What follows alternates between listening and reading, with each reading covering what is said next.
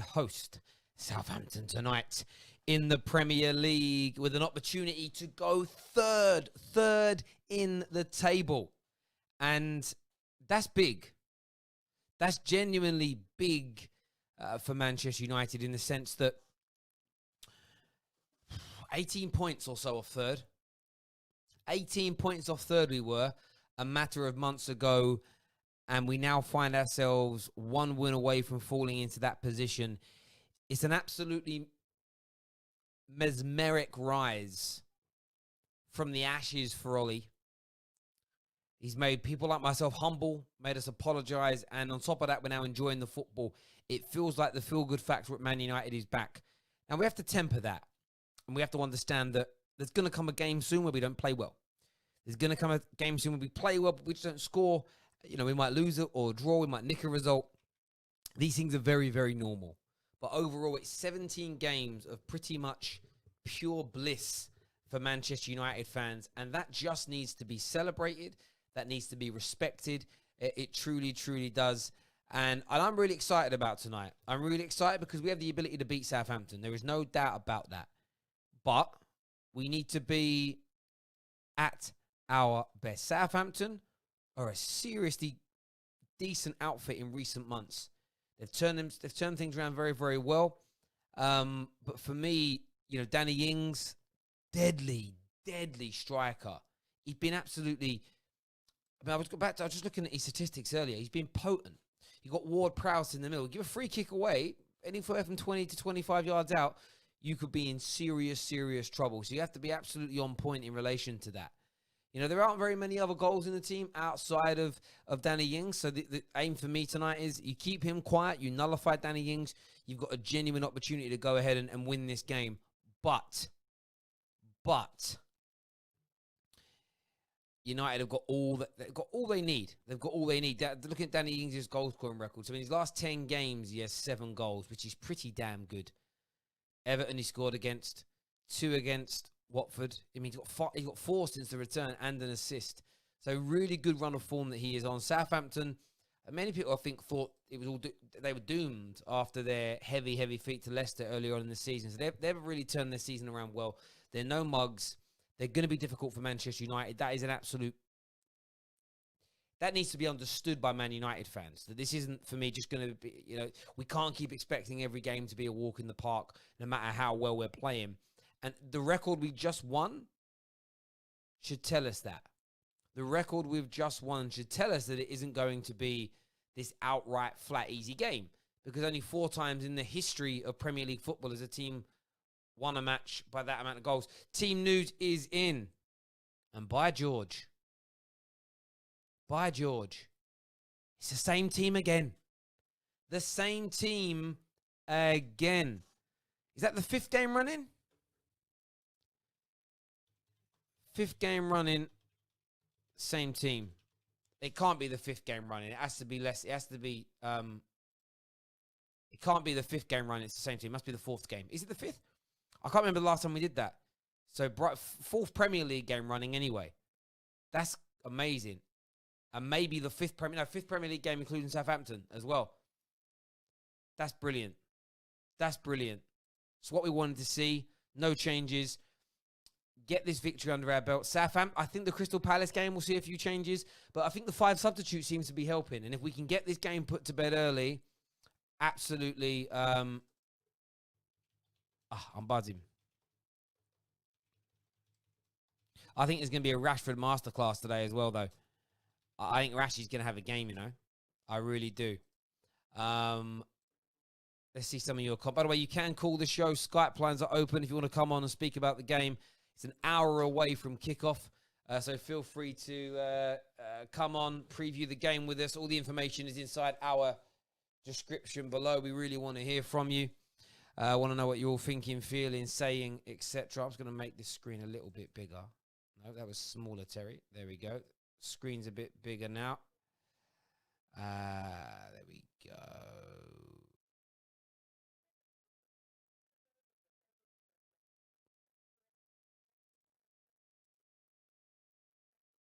Perfect. Who's this emoji, Terry? Good consistency also. Bring on the Avengers. Yeah, listen, we have different types of emojis. I know everyone likes to think that we just only have the Man United players, but we do emojis for the other clubs as well.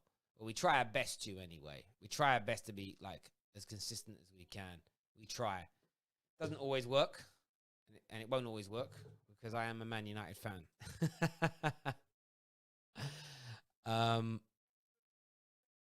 Yeah, people come out. Volume is low. Volume is fine. It's your earphones that are broke, bruv.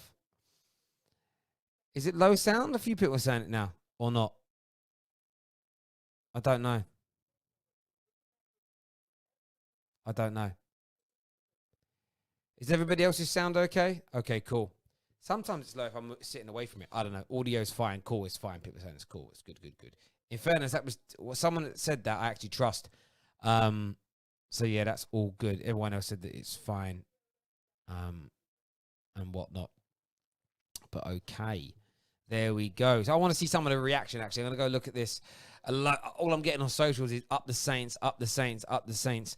The reaction to Man United's team, though, is so positive. I haven't seen that as well. 4 games, 5 games running. Like pure positive, like pure positives from Man United fans about this team. Love it. Like genuinely love to see that. Because too often this year it's just been negativity. So it's really good to see some positive vibes from Man United fans towards the team. It really, really is. And it also makes it easier for me in terms of updating the team. Like, seriously. Makes it a lot easier for me because it means I haven't got to update my everything else that I'm doing.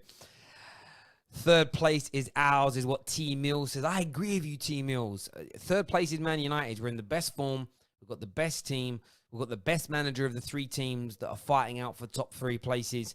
And we're going to do it fine. And I'm going to give you my score prediction nice and early. I'm going for a nice, narrow 2-0 victory for Manchester United. I'm going to go 2-0 to Manchester United, but a decent performance. We can't keep scoring 3+ goals every single game. Can't see that happening. So there we go. Terry, stop ruling out Southampton, for God's sake. I ain't ruling them out. I was just praising them 5 minutes ago. They're a good team. They're a solid team. You can't sleep on them. You've got to work hard. You can't be complacent. Stopping Danny Ings is essential. But we're better than them. And my expectations, if we were playing poorly, I wouldn't be as confident, but we're on fire. Man United, with our quality of players, on fire at home against Southampton. If anybody is a Man United fan, isn't predicting a Man United win, they're not being honest with themselves. They're not being honest with themselves. You can't be honest with yourselves. Plus, if you are a Man United fan, if you become an official member of the Football Terrace, you get to use our new emojis there. You got the Avengers logo, got the United logo, we've got Wan-Bissaka, we've got Bruno in there. We've just added, we've got a Pogba, and this is my favourite at the minute, Mason Greenwood in the house. Although I do think tonight, I think there's going to be a Rashford madness tonight. I think he's going to do something really good, really special, really help the team out. Look, they beat Chelsea and City. They're good. I know they're a good team. Listen, Tyrone, bro. Of course they can beat Man United, but I'm confident we can beat them. That isn't writing a team off. Writing a team off is saying they've got no chance. Learn to tell the difference. Listen to the words that are coming out of my mouth. Well, I quote a little bit of Chris Tucker there. News about West Ham about to sign Jones. Is that true? I hope it is. I'd love Phil Jones to leave. Like, I'd truly love Phil Jones to leave Manchester United. It'd be brilliant. Absolutely brilliant. It really, really would. Skype lines are open if you want to phone in. Also tonight, do us a big, big favor. We're about to go live over on Hot Mic as it stands right now. Download the app. Promo code is TFT. Tonight, if Mason Greenwood scores first, we'll buy a lucky Man United fan a Mason Greenwood shirt that you can wear. All you need to do is download Hot Mic right now. All the information to do that is inside our description below. So go and get that done, please. What are we sitting on now? We're sitting on 2,000. We're fourth in the league table. 2,357 people are following us over there. We'd love to hit 2,400 tonight. So if you haven't downloaded it, please do. And if you've already got it available, go and leave a comment over on that live stream right now. And we will be picking a lucky winner at the end of the night, and you'll be winning a free Man United shirt with Mason Greenwood on the back. If you want another player, you can pick somebody else, but it's Greenwood that we're going with, and we are officially live over there on Hot Mic right now. Let's do a few. Nazir LFC says, I'm a Liverpool fan, and I prefer to see United in the Champions League than those fake clubs like City and Chelsea will mean more to you than them who just say, oh, well. I hear you on that. I do get where you're coming from. 122 John says, Rashford, Martial, and Greenwood all to score. That would be spectacular. That would be spectacular. It really would. I hope that can happen. I hope that can happen. I really do.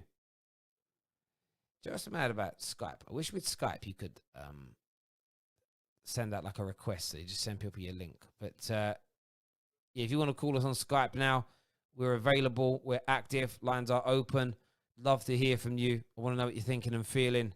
That's what I really want, people to call up. I want to have a little bit of a chat. Terry, your hairline sucks. Just like your mum. And your sister. Bruv, come on, man. Come on. Terry, we must not let Ward-Prowse take free kicks. Yeah, man, I said that already. 100% agree with you. Ward-Prowse, I think he's an average baller, but he's certainly dangerous from set pieces from that range. So, yes, has to be kept quiet. Hello to Will. Hello to Hazardinho. Hello to Sakip Ali. People over there that are signing up and joining the stream over there on Hot Mic. Thank you. As they please hit the share button over there. Please download the app and please subscribe to us over there as well. Follow us. Jason Conway's on the line. Jason, welcome back to the Football Terrace. Southampton, Man United. Opportunity for the Red Devils to go third. What are you thinking? I see United doing it tonight. As I said, according yesterday, I don't see United losing any of their last 3 Premier League games. Well, 4, including tonight, really. So, Southampton will be a tough test, but I still see Man United being too tough. Well, too strong for them, personally. I'm guessing you're feeling confident. I'm feeling confident, but I don't want us to feel complacent. So, I'm still feeling nervous, and I think that's the thing here. The fact I'm feeling nervous tells me that I'm not feeling complacent as a fan. So I would be, if I had the opportunity to speak to the team before this game, that would be my message. It would just simply be play hard. This isn't a foregone conclusion. We have to absolutely work our backsides off to get these 3 points still. So that's my only hope. Because winning tonight, it would just be, honestly, I mean, it'd be sensational because, you know, I was looking at the form table a little while ago, and you only have to go back like 10 games, and we were just nowhere near the top 4, and we were miles away from the top 4, miles away from, definitely miles and miles and miles away from Leicester. Nobody gave us a chance at all, and we've caught everybody up. And tonight is that night. Like the last couple of games where we've been sublime, there's almost been this element of you Man United fans are giving it the big one, but you started in 5th and you're still 5th, and it's like, well, we know that it's a disrespectful thing to do because we all know that in the cold light of day, we've caught the points up, so we don't need to get. If we're going to get that panicky, then yeah, okay, we've dropped a few points. But if we go over the last 10 games, Man United would be, you know, we're top of the form table in the last 10 games, no defeats.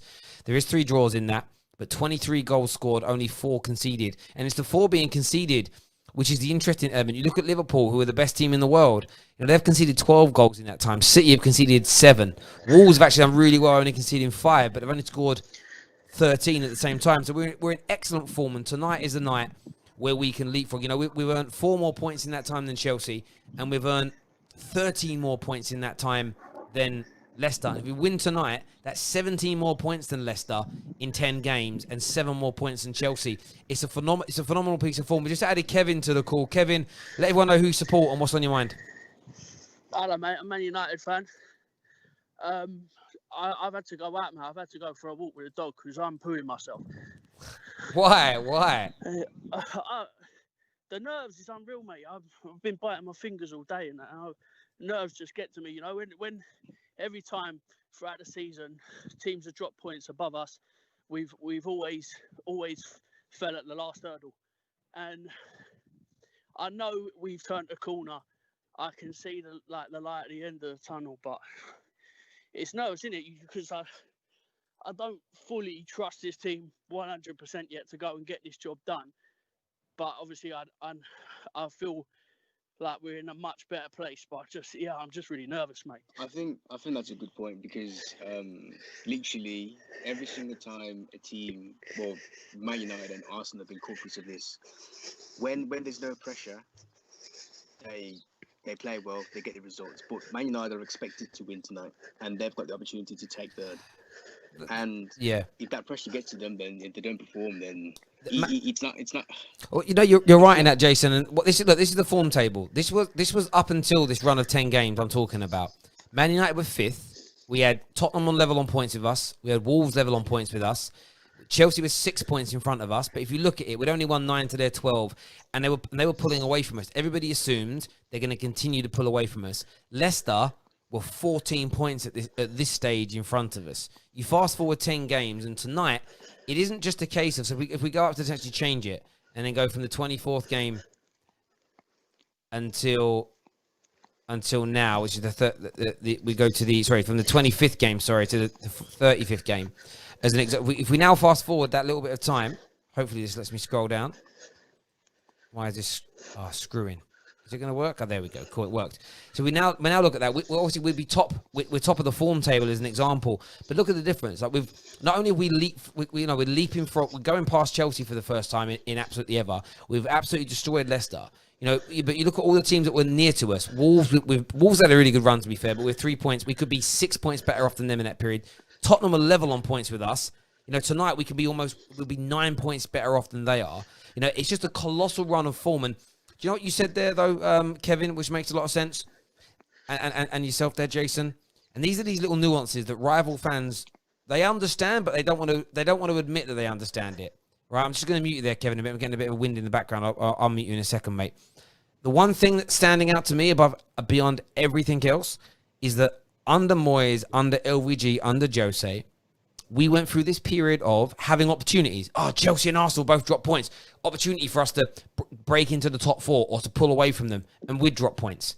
Do you get what I mean? Every week. By the way, that was all the teams. The inconsistency has been there. Now, this is another marker to turn around and say, this has been a really good weekend for Man United. Can we now capitalise? And if we can, I think that's another red flag and a warning to our rivals to say, United have turned that corner, you know, because not only are they beating the little teams up, not only are they getting results against the big teams, not only are they dominating play, not only are they looking scintillating, but they're also taking opportunities when they arrive. We just haven't done that for 7 years. So it's another big marker that can be laid down tonight. Yeah, someone mentioned earlier, I saw someone talk about it earlier, saying that the Man United fans are getting ahead of themselves because if you look at their running, the teams they're playing, they're nothing special.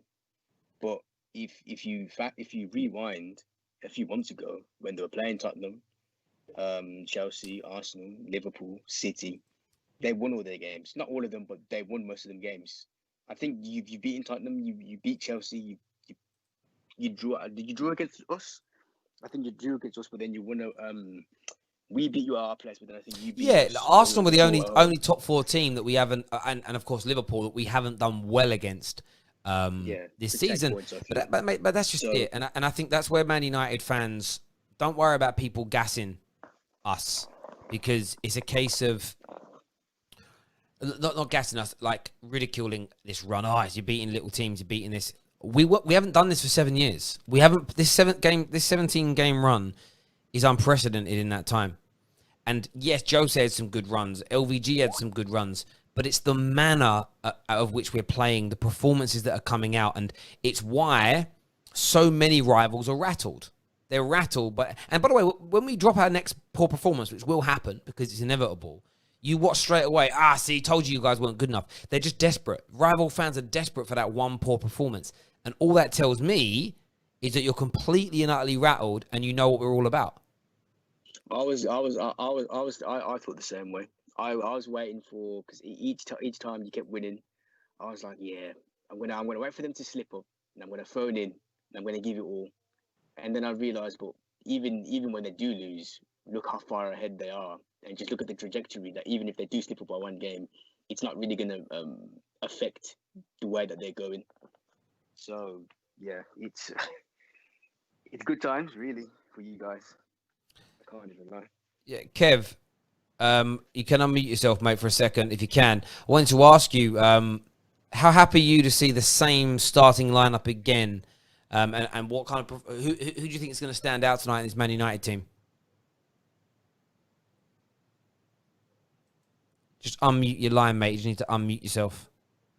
Skype lets me mute people, but it doesn't let me unmute them, which is weird. I don't know if he can hear us. I don't think he can. Oh, he might have gone. He might have gone.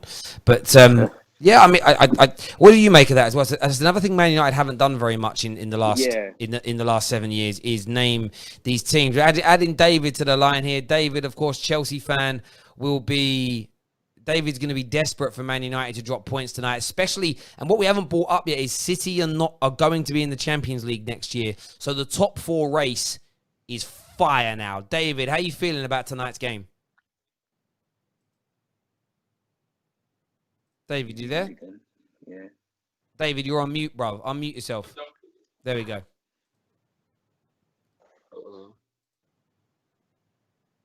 David. You're muted again. What's wrong with people tonight?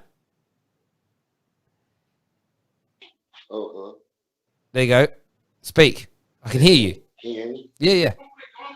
Oh, okay. What's the question? How are you feeling about tonight's game? Oh, Man United versus Southampton. Yeah, that's the game we're covering. Well, yeah, like I feel like there's like Man United, they always gonna win. Like their team, absolutely solid. You didn't know like their strikers, absolute solid. Like they're gonna win. They're gonna kill this game. Yeah, no, I hear you, David. I think we've got an opportunity to do it as long as we don't. Thank you very much for calling. As long as we don't disrespect Southampton and think it's a foregone conclusion. That's the only issue. If we do that, I think we could be in trouble. I think I don't even for some reason I don't actually even see Southampton posing. We know I know how good they've been in the form they have been, but I just there's and it feels disgusting me saying this, but there's just something different about this United team that I don't think Southampton are going to pose a threat tonight. I see another 3-0. I see United scoring at least 3. And that'd be amazing. We've had another caller. I don't know your name because it's a combination of letters and numbers. What's your name, buddy? It's Matthew. Hello, Matthew. Who do you support? Yeah, I'm a United fan. 37 years. 37 years. Last 7 years have been very, very tough. What do you make of the form we're in right now? It's absolutely amazing. It's just like I've been waiting a long time to be able to watch Man United play like this again, and it's happening. And I'm actually up for a game an hour before it, and I was like, can't wait for it to start. It's just like, wherever you look on the pitch, they're just amazing at the moment. Just defence slightly. But David De Gea, I'm not sure at the moment, but I know. Fernandes, Sancho, not Sancho, Greenwood, he has just got me loving football again. It's just, and I think England, like next year, 3 years, the World Cup, you just think, actually, they can do it. And the whole strikers, everything, unbelievable. You know, with England, listen. We don't. Well, the one thing England don't have is top class central midfielders. So I don't know about winning. I don't know about winning anything there. But we know how good Mason Greenwood is. Just the real deal. You know, best teenager in the world. He has the ability to be as good, if not better, than Kylian Mbappe. He just does because and the reason I say that is because he can use both feet. And that is it's such a rare commodity to be to be equally as good on both feet. It is rare. It doesn't happen very often to be as potent. So again, he's got to keep working hard. He's got to keep progressing. He's got to keep pushing himself, because he'll start to be studied a lot now. What you'll find is tacticians and coaches at clubs will study his game, when he's good, when he's bad, what nullifies him, what helps him, and that will be taught to players. And that's the thing. When you then hit a bit of a wall as a player, because people start to suss you out. His job will then be, well, how do I go to that next level to ensure that I'm not being sussed out, as an example. So there's a lot of work for Mason to do, but the talent is there, and he's such a wonderful, wonderful player. And I'm a bit like you. I just can't wait to see more of him. It's going to be sensational. And in relation to picking the same team, sort of 4 or 5 games running, what do you make of that? Well, it's excellent. It's just they just feed off each other. It's just great management, really, because if you can get the team working together as they are, why change it? I can understand about rest, but they've just had 3 months off anyway, and I know they've been working in between, but just keep it going. Just keep it going. Like 4 games left, and then you've got FA Cup, and then obviously in August you've got Europe. But just keep going with it. There's a comment here from Nicholas who says they're pressing and Lings mean no mistakes allowed. And you're right there, Nicholas. It's a great point. What was an interesting statistic I read yesterday, and it's been clarified as being true, is that since the restart, Man United haven't let more than 7 passes go within 20 yards of our goal. That is, again, just phenomenal. It's a phenomenal, phenomenal statistic. So it's one of those things where I feel like if we maintain that tonight again, get ourselves into 3rd, push ourselves just that little bit beyond, the people around us, win tonight and beat Palace, and I will then start. I already think we can make top 4, but then I'm convinced it'll be an absolute foregone conclusion, especially as we play Leicester as the last game of the season at home. They haven't got Cianchu. Yeah, we'll beat them. So, yeah, I'm really comfortable.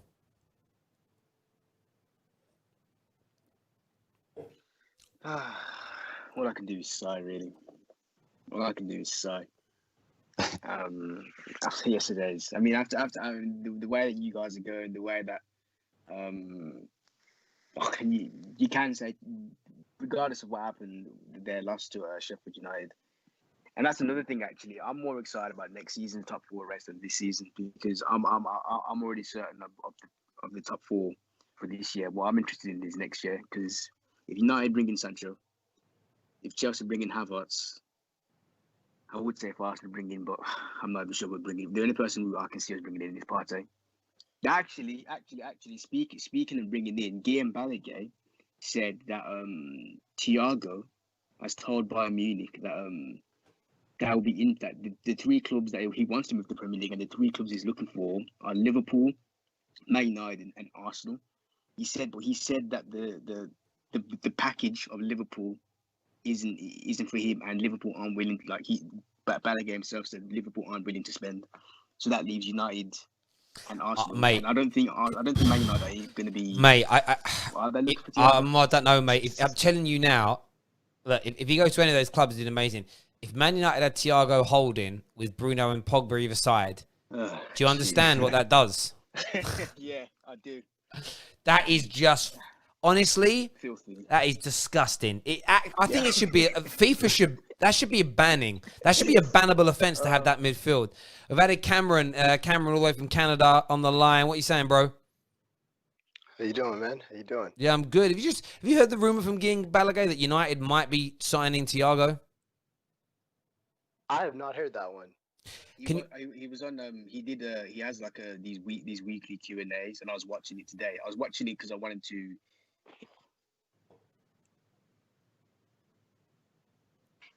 You cut off there, Jace. My bad. You cut out. Yeah, I said it was. I was watching because I wanted to see his take on the Man City ban this morning, and I was scrolling through his videos, and this was literally like a few days ago. And yeah, he was talking about how Thiago he wants to leave. He wants to come to the Premier League, but then there's 3 teams that he wants. Well, technically 2, because Liverpool don't want to spend, but the other 2 are Arsenal and Man United. So yeah, that's what Guillaume Balaguer has been told. So obviously there's it's not, set in stone, but it's just what he's been told. Whether you believe it or not is another thing. But he is quite a respected journalist. Yeah, he gets some things Where- right, he gets where's some he- things does wrong. Doesn't he play the same role though? The 6'8" kind of. He's not really a CDM, is he? I haven't really seen him play. But he's mostly a 6'8". He's mostly like he's the guy that who would like allows the player to go on, controls the midfield pretty much. He would like Pogba and Bruno it would be Pogba. Wait, Fernandes is the cam, isn't it? Yeah, it'll be Pogba and Fernandes, and then Bruno as the cam if Thiago was to come in. When you look at Thiago's Yeah, when you look at Thiago's heat map, he does play. So just to give you an idea, he plays over this. For instance, this is in his career. 18, 15 is over half his games are played in CDM roles. Is in deep. Now, and this is the thing when you say CDM, people think Kante, Thomas Partey, indeed breaking up play. He's different to that. He's more of he's a slightly more flamboyant Michael Carrick. Does that make sense? In what he does. But if you look at Thiago, and we run the numbers on this boy the other day, his interception and his defensive work, his success rates are equally as good as Ndidi's and Thomas Partey's. They're in the ballpark. And as a baller, he's amazing. So I'm not saying United are in for him, but a midfield of those three would be amazing. Cameron, in relation to tonight's game, what are you thinking and feeling? You know what? I'm feeling good. I honestly, you see a lot of people saying us dropping points to be the most United thing ever. That's not us anymore. So I actually think it's going to be like a 4-0, 3-1. I think you look at what Ollie's doing. Every game's a cup final. Not changing the team up, keeping the same team out there, no rotation. He's going to batter them in the first 60 minutes, and I think we'll see a nice 5 guys come on again. And I'm feeling good. I'm excited. I'm extremely excited for this game. It's been a long time, not a long time, but these last few weeks, I'm sitting here in anticipation, just waiting. I took the day off. I'm hanging out, so it's I'm excited. Oh, yeah, game's obviously in the daytime for you being in Canada. So I was thinking, taking the day off, it's in the evening. No, not where you are. No, I hear that. I feel like you do, mate. I feel as though we're in a position now where we will capitalise. And what we've got, which I just don't feel like we've had for a long time, is this genuine confidence. There's a togetherness. And if you listen to Ollie's words today, and I am going to paraphrase, he just spoke about how Bruno's come in and this is culture for you. This is culture and an environment that breeds success anywhere in the world in any industry. Someone who comes in that knows they're a superior talent to the vast majority of people within the squad. They come in and demand the very hardest work, the most dedicated approach, but they do it in a humble way where they don't think they're better than anybody else on a personal level. And he's, talking about where he come in, he made a point of going to meet everyone at the club, like from people that make the tea right through to the laundry room, meeting everyone, introducing himself. You just get the sense when you're hearing these stories that players that have joined us in the last 7 years, a lot haven't been like that. United lost their way in that regard. And I often watch old documentaries from over the 20 odd years of Fergie, and you'd often see players giving you tours around the club, and they know everyone by name. It almost feels like there's a reason we haven't even done a show like that in 7 years. I get a sense that people haven't had that kind of attitude and approach. And it feels like Bruno's come in, having not known anything about Man United from an anecdotal point of view, but has come in and has set the tone for how a club should behave. And I think that it's had that ripple effect. And now what's the benefit is we're seeing results off the back of it. So there's this sort of train of thought amongst players around, hang on. So we didn't see this behaviour for many years, and it was up and down results. This guy's coming in and behaving like that. Scotty Mack and Rashford and Pogba were already behaving like that. And now we're seeing, I think it's that thing, more people doing it, more will then adapt. You get results at the back of it, and there's almost a sense of, oh, we need to keep behaving like this then, because we get better results. And it sounds like a very normal, easy thing that should be a prerequisite, but it clearly wasn't. And when we look at clubs that are struggling at the moment, there's problems behind the scenes. And I think that's where United are in such a great place right now. And again, I'm mindful of Southampton. I'm weary of their quality, but I'm confident the same. I'm only going with a 2-0 result because I feel like I want to be nice and conservative, but I see us winning comfortably. Mm-hmm. Yeah, I think it's interesting. Like when you talk about how Ollie's come in and just like and Bruno having that mentality and that kind of that attitude.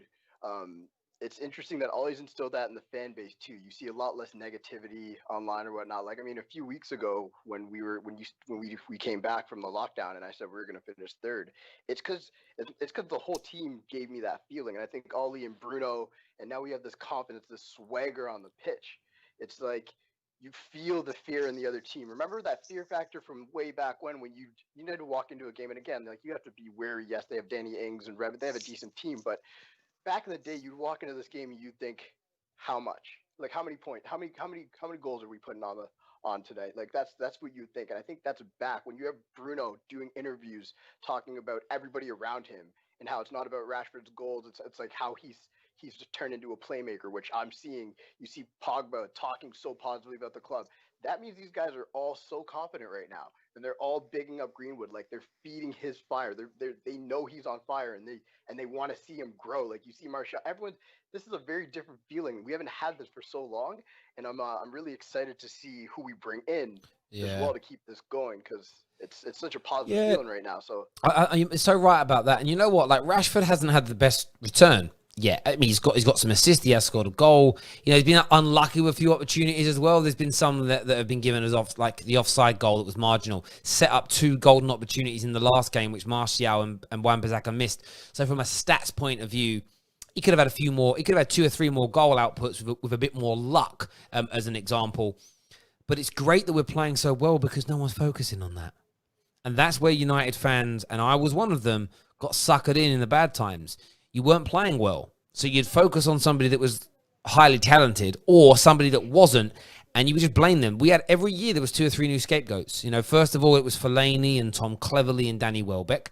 They were the first kind of targets. And then we moved on to Rooney was one of them. And then when, you know, every year there was new guys that were they're the reason. That them 3 players from an attitude, a salary, a contract, or performance level, they're the reason. And I fell for that and did the same. And you realise after, well, hang on a minute though. It keeps repeating itself and then repeating itself and then repeating itself.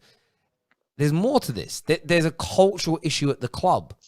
There's something wrong. And look at Pogba. One of the reasons why there was and ahhing over Ollie and what we do when we return is, well, what's Pogba's attitude going to be like? Because what we were told for months, and we run loads of stories on this, he was banned. Do you remember there was a story back in February we did a video on that Ollie has banned Pogba from the training ground because of his attitude? Clearly made up. Because look at Pogba's attitude. It has been absolutely perfect. And then What I don't get is how I don't get how people like when people make that type of claim and write it in a story, and it gets no backlash because it turns out to be true. And the reason he does it, like, I think there should be more focus on people because that was clearly just a made up thing about he's been banned. First of all, how would you know that?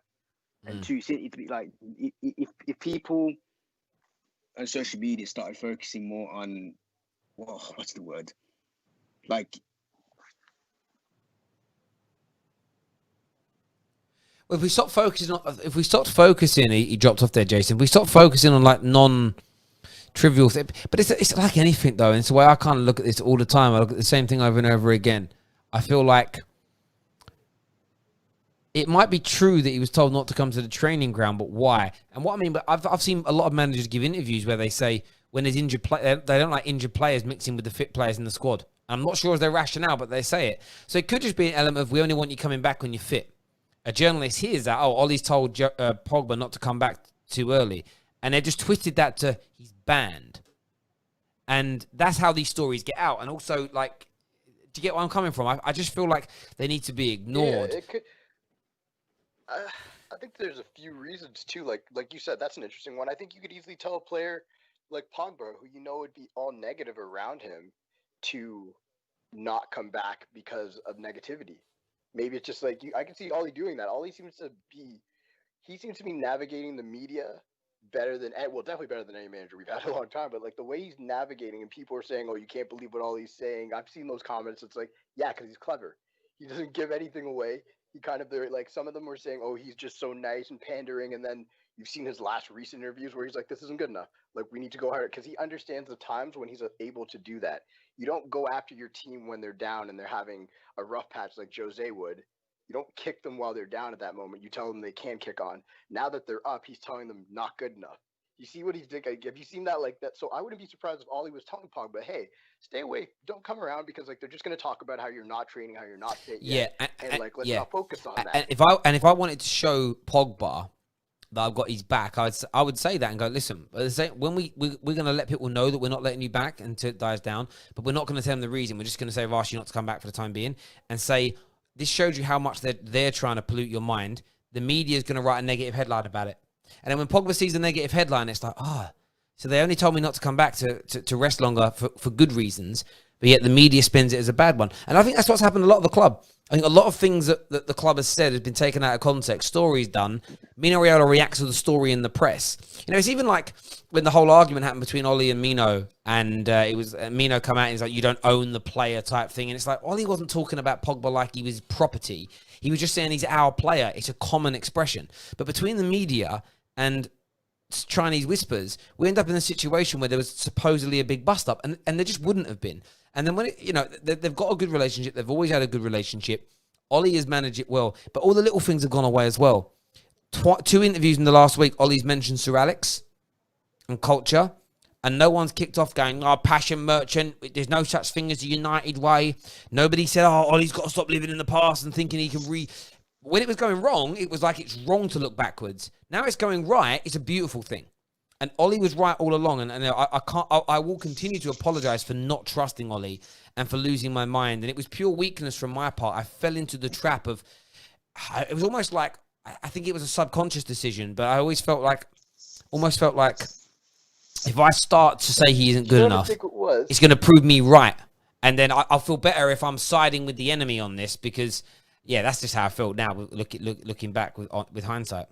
Rep, I think if Poch wasn't available, you wouldn't have had those feelings as much, because a lot of people, I was always Ollie in, and I remember, so I commend you. I remember the first show you did where you're like, all right, now I'm Ollie in. I'm like, respect. But like, I think Poch being available turned a lot of people off Ollie, because they're like, oh, well, now we can't have Poch, because before Ollie, let's be honest, every single one of us, it was Pochettino. That was it. It was Pochettino or bust. If we didn't get Pochettino, we were a dead club. Like that's what all of us were thinking. And then when Ollie had that run, and then Poch became available, we're like, well, we shouldn't change course. So people got in their heads that, oh, here we go again. Like we can't stick to a plan, and now we're going to divert and go with Ollie because it's the easy thing, and it's going to bite us. That's what so many people's minds went to.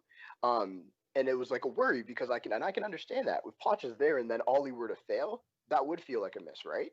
But now we're sitting here being like, okay, cool, no, Ollie's got this. Like, Ollie's got this. Like, the worry's gone for you're a proper fan, so you're able to sit back and go and say, yo, I was wrong. Like, yo, no big deal. Ollie's killing it. This is my guy. You're able to do that. Well, and there's fans who don't want to admit they were wrong, so they hold on to that whole like, no, we should have gone with Poch. It's like, no, at this point, Ollie's the guy, Ollie in, and I'm excited. Well, the reason that the Ollie out brigade, like I said about them all along, I distanced myself from them from day one, because I don't believe they're real Man United fans. I think they're doing it for attention and for clout, and some even for bigger extremes like making money. And that's why they don't want to apologise, why they're still coming out with nonsense about the club. And they might be loose fans. There might have been people that grew up liking Man United, but I think some people look at Man United now and go, I can make money from them as a football club. So there's no backing down. There's no, do you know what? I was wrong about that, and I apologise for getting that one wrong. We move on. It's an opinion-based thing. I see people's agendas getting worse. I still see certain United fans who don't want to give credit to Ollie for anything that we're doing. And the issue is, how can you, how can you not? And two, you're clearly not enjoying this run of form. And if you're not enjoying this run of form, you're not a Man United fan. And you've got no credibility if you don't admit you were wrong. So for me, it's if you are a United fan, but you lack the credibility to celebrate it, because you've got to admit, when you're public in your bashing of a manager and you're someone who's got traction from it, I think you owe it. You owe a public apology for getting something as big as that wrong. Does that make sense? If you're just a normal person that doesn't tweet and do anything, and you change your mind at home, there's no one for you to apologize to. But if you've made videos that have had hundreds of thousands, if not millions of views, if you've had tweets out there for months that have been retweeted of you slagging someone off, never giving them credit, but now you're celebrating, I think for your credibility, for your morality, for your integrity, you owe an apology to say, I got this wrong. But the narcissism within these people doesn't let them. Or what they know is that the longer I don't say sorry for, again, the more attention I get online. And for a lot of people, the attention online is the most important element. That's all they care about is, some people, I've chatted to some guys who are like, mate, I just love getting the negative attention. Because it's just attention, and what I want is attention. So I really do think that's a big element of it now. I get that. So did you see, and I think it might have been you or KJ, somebody tweeted and I commented on it. It was that Liverpool fan who said Mina's like way better of a player than Bruno and 5% the cost or whatever. Yeah. And then he commented back being like, oh, imagine fans calling me out for a tweet that's 2 months old, like insecure fan base. I'm like, yo, this is the biggest L I've ever seen. I'm like, what are you talking? Of course you're gonna get called out for you put that out in the universe. Yeah. You were dumb enough to say that Mina was a better player than Bruno and then talk about a cost. And of course, like, people have that shit screenshotted. You have that flag, red flag. I'm coming back. Like earlier today, somebody said, and I remember where I saw the tweet. This guy's like, "Oh, how about you guys win today before you act up?" Oh, you best believe I'm going back to that guy's tweet and saying like, "Now what? What's up?" Like, yeah, and I get that. I get that completely. And I think for me, like, people don't really do that sort of stuff to me. Nobody really like chops anything up or does anything like. To me, when I get a prediction wrong, because I almost think there's an element of, I know I annoy some people, but I think there's an element of, Terry, most people know, even when they say I'm not, most people know I'm pretty unbiased, I'm pretty fair, you know, so they don't come at me like that. Like when you're someone like an unofficial pundit who quite literally said that, who's it he said, like, says that, like, Shinji Kagawa, who was the striker at Leicester, Okazaki. Is he out injured? Because I haven't seen him play since the restart. But like Okazaki, they're sort of like, he goes, yeah, Okazaki was a better striker than Ian Wright. Why? Because he was as good as Ian Wright because he won a Premier League and he done this. And you're like, why would you say that? He went, I only say it just because Arsenal fans slag off my players, so I'm slagging off theirs. And I'm like, that sort of thing. But that sort of thing gets you attention. And that's where I'm a bit like, I don't know if that's, I just don't like it. I find it a little, I've grown in the last year or so to really dislike that kind of approach because I think it stops being about the football. It reminds me of the modern day version of football hooligans. Football hooligans didn't care about the football. They cared about the fight. These clout chasers on social media, they care about the attention on social media more than they care. So I think often they put out these outlandish comments to generate like tension. Now we all like a bit of banter and a bit of trolling, but there has to be an element to it. I'll banter a bit of Liverpool, but in Liverpool, like Trent will score a great goal or set something, I'll be like, Trent's the real deal, you know, his quality. And you'll see the balance in it. Other people, every post is extreme, and what they're hoping for actually is that they get it wrong. If they get it wrong, that what they know is that the fans of that club are going to come for you, and for them they sit there going, oh my god, I'm getting so many notifications, they're buzzing, and that's the driver. You know, there is a social drive to it as opposed to a footballing one. So a super chat here from Baz1. It says, it's really important we stay humble. Winning 2 trophies this season will be gravy that way. Yeah, of course. United have to stay humble. United have to sort of, you know, stay true to themselves in that way. There's absolutely no doubt about it. And I want to see that as well. Did you see that quote from Pogba? It was an amazing quote. It was like, we want to see Greenwood grow. We want to see him like reach his peak and stay here for years and not leave. Like, there's been a lot of good players who came through here that are no longer here, but we want him here. And he's like, and how we're going to do that is remind him that we haven't done anything yet. I was like, so say that again for me. Who is this Paul Pogba? Basically, he was like, to keep Greenwood at United, to keep him hitting his best and becoming the player they all expect him to be. What they're going to do is remind him that he hasn't done anything yet. It's like, another thing he said to that as well. He said we are going to help him reach. Exactly. He was talking about all the elder players saying like, we're going to help him reach his peak, and we're going to, but the way we're going to do that is remind him, stay humble. Like, we haven't won anything yet. Like we're still 20 points, 30 points off the title. Like, the real goal, that's when you can say you're something, and that's telling a kid like Greenwood. Yeah, when we get there is when yeah, we made it. But yeah. Pogba's recent comments sound like someone who knows they're staying at the club next year. If you go back a year, his comments were very vague and non-committed to Man United. And but I understood why back then. I understood a year ago, why would you want to have stayed? There was an element of, and I think, and Ollie played that right. Paul, you're the best player at the club, but I respect the fact you want to go. If somebody offers the valuation that we put on your head, which is this, because you're the best central midfielder in the world, we will sell you. And I think United would have sold him last summer if somebody made the right bid. It's a risky game, but then the right bid didn't come in, so that's a win to Man United. It's, look, we value you. We want to build a team around you. You've been told by these 2 or 3 other clubs that they want you more than anything, but they didn't put a bid in for you. That already makes a player go, oh, okay, maybe I'm more loved here than I actually think. And then you've got all the turmoil of him just being out injured. I've never seen a player out injured get so much grief for being injured, which is weird. Like he was skiving, like he was pretending, like he was faking it as an example. And if you notice, Ollie the whole way through stayed respectful and protected Paul. And I think those things will have stuck in Paul's mind. Do you know what? This club and this manager now have my back, you know. The whole world's been coming for me, but these guys have got me. He then comes back and feels the new environment that's been created by Ollie in that time and the players. Way we're playing, Bruno doing what he's... And it's like, hang on a minute. No one actually wanted me last year. Ollie's protecting me. United want to give me a new deal. We're playing amazing. We've got all this great talent coming through. Is it really sensible to leave right now? The answer is no. It would be stupid for him to leave Manchester United right now, in my opinion, when we're on the edge of doing something. But his comments are right. We're not there yet.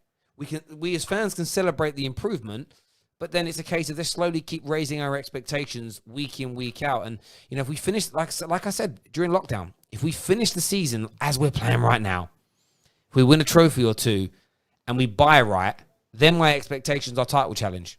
And I say buy right in the sense of if we got a quality centre-back and like some backup for the midfield areas and Sancho, I am seriously saying we should be pushing Liverpool. Like, within the last 5 games, we should be in mathematical... With 5 games to go, there should be a mathematical possibility of us winning the league next year. That's what I feel like this team is capable of doing. I agree. And I think that's exactly why Pogba's not trying to go anywhere. Because it would, just like you said, it would be so foolish if he left and like the Coutinho thing happened, right? Like, it's not like the Griezmann thing happened. Like, it's not always perfect when you leave a team and go to another squad, right? And at the end of the day, he really wants to play for Real, but how long is he really going to be there? Maybe he's going to be long term, maybe he's not. Maybe he goes somewhere else. Like, that's who he's following. It doesn't make sense. So in my mind, I think that's the thing. You're right. We're like 1 or 2 good buys, and like you said, like the right buys from challenging. I wouldn't say we're going to be for sure a contender or somebody should, but like, I think next year you'll see signs of an actual title race. I'm actually happy for Chelsea fans. Like, I'm not like, again, like just like you, I'm pretty unbiased in the sense of, yes, I'll banter and I'll go at you, but I'm actually pumped to see Chelsea be good again, right? Like, I would love Arsenal to be a good team again, because then the league's funner to watch, because all those games are big and they matter, as long as we're better than those teams, which we will be. But at the end of the day, it's like, you buy well, you keep the energy going, you keep these leaders around like a Paul Pogba. It's like, you have no reason to leave anymore. You're looking at a Bruno, you're looking at Greenwood grow, you're looking at Rad, you're like, oh, wait a second, who's better than us right now? So a few more buys and we're right there. And it's going to be nice, because I like you said, the hate he got when he was injured, like, man was playing basketball, shooting without even moving his feet, and people were saying this guy was out. You'd read the headlines, it was like he was dunking on dudes. It's so good to see the turnaround now. In that it is, and who's going to? Yeah, and this is where football fans are there's an element of fickleness to it, but also, you know, we're so easily indoctrinated by the media, because if we were during those times where everyone was kicking off, if we were playing well and winning, nobody would have cared what Pogba was doing. It would be like, he's out injured, it's fine. You know, no one, when you're doing well, no one cares about what your players are up to, because you think, well, they can't be doing anything too bad. They can't really be a virus because we're playing well. So only when things are going wrong, we start to focus on all the little intricate details and this nuance and that nuance, and this is wrong, this is right, this should happen, this shouldn't. And it plays on your mind too much. And that's why I said lockdown was a very interesting time for me. I had so much time to like sit and reflect and think about myself and how I react to things, and, you know, what I was doing on YouTube and what I wanted my channel and platform to be. And of course, there's no echo chambers. People can come on and say what they want to say. That's absolutely fine. But there's almost this element of let's be fair and balanced in what we do. There's call out hypocrisy. Let's make sure that we're being like honest about these things, and let's challenge each other. Like everyone challenge everybody else, And I think that's the most important element here. And I feel like we've all been like dragged down the garden path so many times of our clubs and our teams. This is the problem. That's a problem. This is wrong. That is wrong. Let's just say things as they are. There's a comment here, super chat from Anthony, who says Paul's interview on MUTV show was shows his class. Now it does. You're absolutely right, mate. It does show the class of Paul Pogba. He's a serious player. By the way, tonight, if we nick a win tonight, do you know what I'm desperate to happen? I'm desperate for, if we're going to nick a late minute winner, I definitely want it to be a penalty, Just so it triggers some people, because that will make people rage. Do you know what I mean? They're already going, oh, you just win penalties. I'm like, yeah, I know. Great, isn't it? It's bloody brilliant. Yeah, actually, you know what? I want us to get at least one questionable pen today. You're right. That would make my day. You'd see so many triggered fans. It's funny that there was almost an identical penalty that was given yesterday to Wolves against Everton, and I saw it and I was like, it's not a pen. But I purposely went and I didn't call no one out because my account was going crazy last night because of my DT video that for the first time in my life I kind of broke the internet. Like, it was mad so I didn't tweet anyone, but I was like, all the Liverpool fan channels that weren't so much attacking Bruno, but basically saying how they're disgusted seeing cheating in the game and it should be eradicated. Not one of them mentioned Wolves getting the penalty against Everton, because of course that decision was almost identical, but it went in the direction that they would want it to go in. It was Everton that lost out because of it, and it didn't impact them. So it actually made them happy because it's Everton. And that just shows nobody really cares about it. That's why I say before, like, I'll call it a dive, cool, but I'm not going to call anyone out, because until people self-police their own, or they call out decisions that don't give them what they want, then no one's got any credibility. No one's got any credibility on it at all. Exactly. I live by the rule of, you know what, I see it how it is, but I'll take it. Like, at the end of the day, like, if we're going to get those calls, I've always said this, you got to be good to be lucky. The fact that Bruno was pulling those tricks and he's just so elusive, he tricked the referee. The referee was like, he must have been fouled. And at the end of the day, when you make those turns and you do those moves around the box and you make any sort of rash challenge inside the box, you put yourself at risk. And a player like Bruno will exploit that. And I will say exactly what it was. It was exploitation, and it was on VAR to get it right, and they didn't. That's not United's fault. That's not the fans' fault. And that's why exactly I'm not going to call out when it happens to other teams. I will say the handball rule in Serie A is terrible, and I'm glad that's not in the Prem, because that's just a whole different world of shame that watching that go down, guys can just kick the ball at the hand. I'm glad we don't have that in the Prem, but I agree with you, man. Like, this is going to be, I think we're going to win this game comfortably, though. I think that's what's going to happen. I think we're going to win comfortably today. And I really want to see Rashford get on the board. I want to see him get on the board, and there's just harmony across the whole thing. Yeah, I'd love Rashford to do some bits tonight. There's a comment here from Sir Knight McGee, who says, banter tsunami if United don't win. You are right with that. And by the way, if you get a second, people go check out. DT has just updated his profile picture on Twitter to a picture of Michael Jackson kicking. Legend of a man. Legend of a man. It's funny, really, as well, though, right? Do you know what's crazy? The amount of people I've seen talking. I tweeted something this morning, and people are like, "What's wrong with you today, Terry?" I said, "Oh, nothing. I'm fine." But it was like, stop supporting people that don't show you any support. There's certain people that know me really well, right? Who are like, it's funny, really, because people like to. How do you put this? I actually saw somebody who was talking about the video. Someone then in the comments was like, "Oh yeah, Terry from the Football Terrace made that." They then went and deleted their own comment saying how funny the video was. And there's quite a few people out there that have done that who are actually meant to be supposedly act like my mates, and they've got angry that it was me that made the video. I said before, like, some people are weird narcissists online. It's mad, but I just respond by completely blocking those people. So if you're suddenly blocked by me online and you're wondering why, it's because you ain't got my back. And if you ain't got my back, you're done out here. But yeah, there we go. What's your score prediction, mate? What are you going to say as a score prediction? You might have already said. I might have forgot. Sorry. Yeah, let's go 4-0. Let's go 4-0. 4-0. There we go. I'm going to go with 2-0. Cam, thanks very much for coming on, mate. We'll chat to you soon, all right? Take care, buddy. Top man. There we go. But he thinks 4-0. I'm confident though. I'm confident we can get a result tonight. Teams are now coming out. We're a few minutes away from kickoff. Please download Hot Mic, as I said before. All the information for that is inside our description below. Really important to us as a channel that you go over there and that you subscribe and everything else. So it's really, really important to us. Need your support on Hot Mic. Promo code TFT. Make sure you get that done. Thank you, thank you, thank you, thank you, thank you. Ralph Husenhossel. Is that how you pronounce it? Husenhossel? I'm really proud of him, though, as well, for what it's worth, because I feel like he could have got sacked after that big defeat. Like, he legit could have got sacked, but he managed to, like, keep his head, to get what I mean. One sec, guys.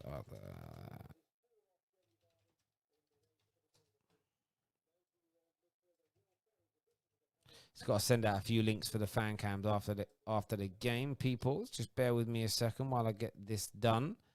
Who are we going to get on the show? Or, well, who are we going to invite? They may not want to come on, to be fair. But we've got to get Danny in the house. Of course, we've got to get Danny on.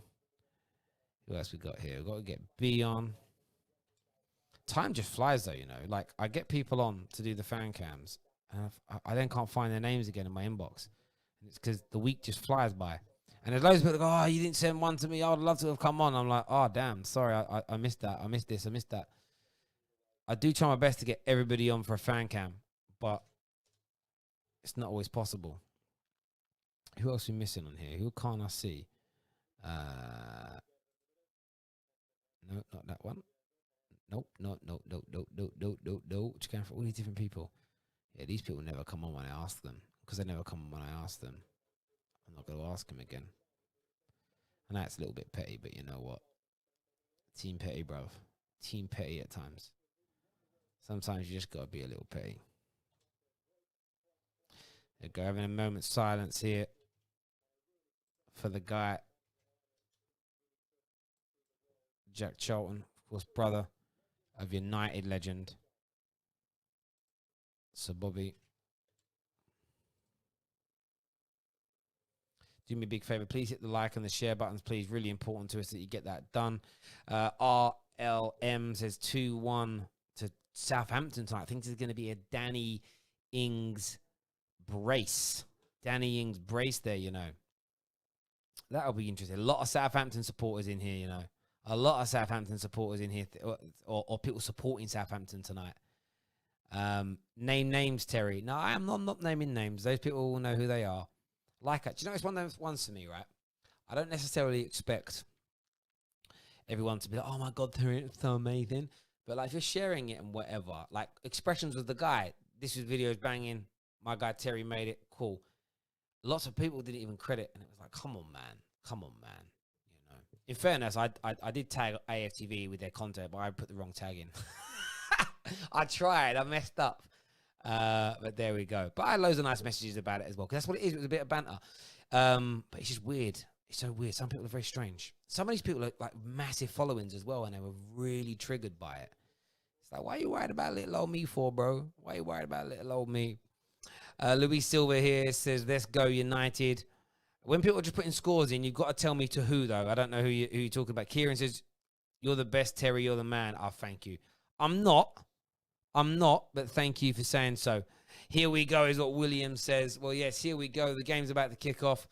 Of course, some players will take a bit of a knee to be in unison with Black Lives Matter.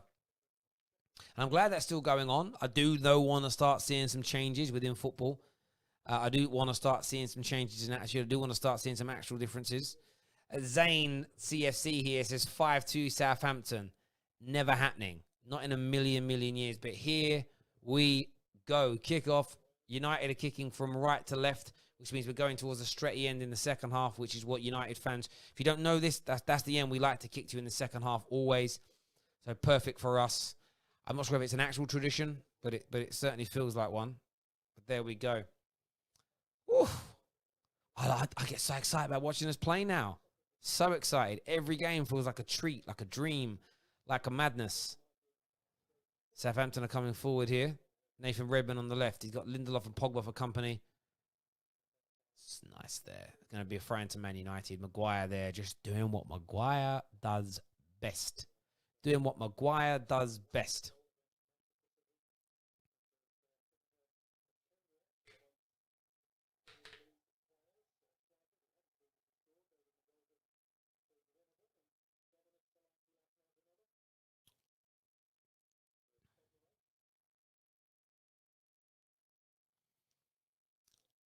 United not really getting onto the ball yet, but we're only a minute in.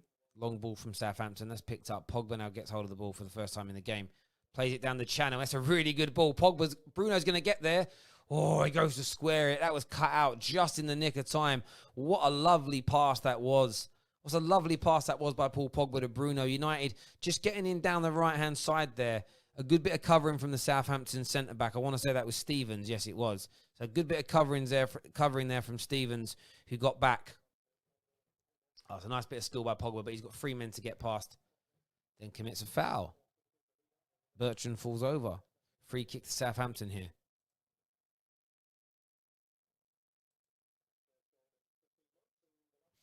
I'm going to try and add a timer this week, people, and we'll get a timer soon. But until then, just got to deal with it. Don't even look at the time. Why does the time matter? I'll let you know the time. Think about it.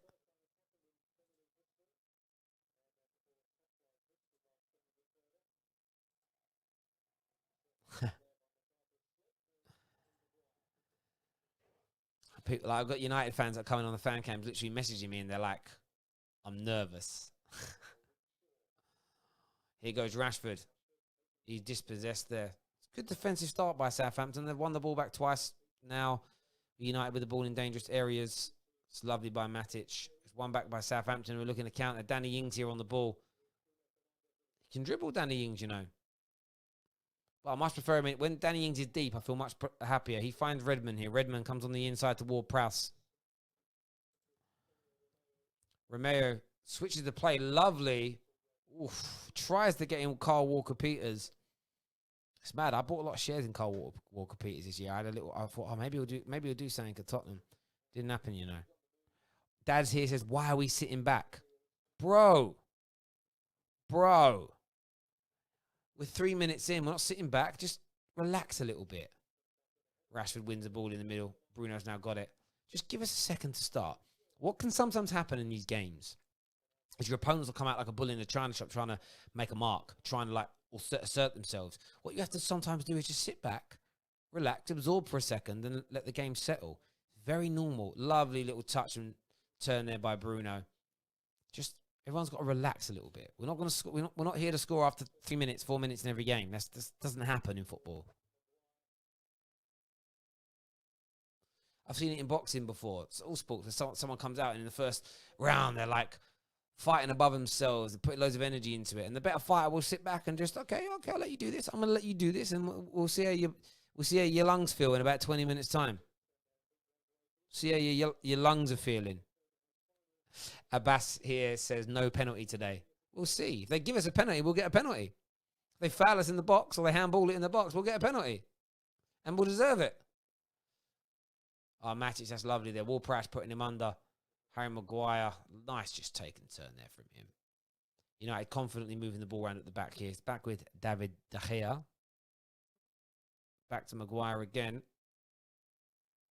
Oh, that went out. That was poor in the end there by Man United. Good press, though, from Southampton.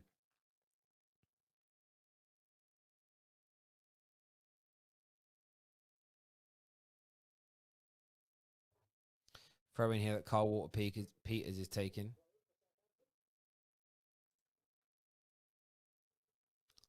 No shots from either team yet. No real chances created yet either. Bruno tackled in the box, but he was going to run onto the ball and he was pulled down there by Romeo. I remember when Chelsea signed Romeo, he was tipped to be a serious player. I'm not saying he's not a good player, but he was tipped to be a serious player.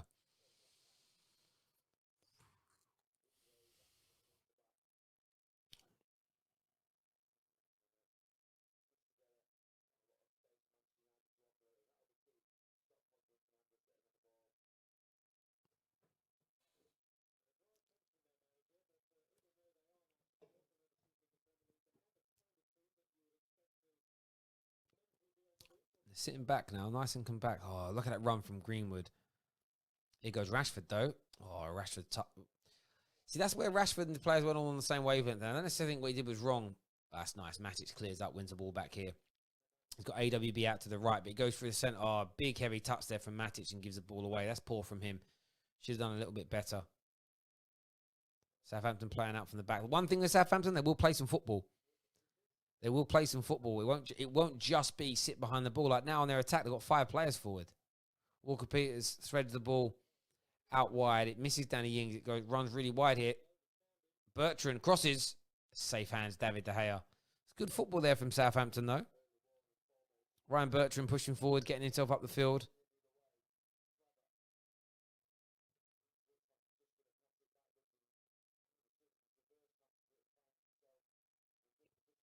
That's good. That was a nice little bit of football there by Southampton. Just nobody really in the box. And also playing with 2 strikers today. Or Wan-Bissaka, really poor pass into Romelu, sorry. They're really putting pressure on Man United early in this game. And this is where you just got to keep your head. This is where you got to stay confident and know that you're ballers. That's handball, you know.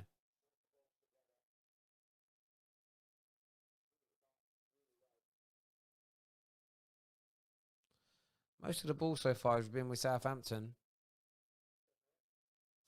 which is fine, really.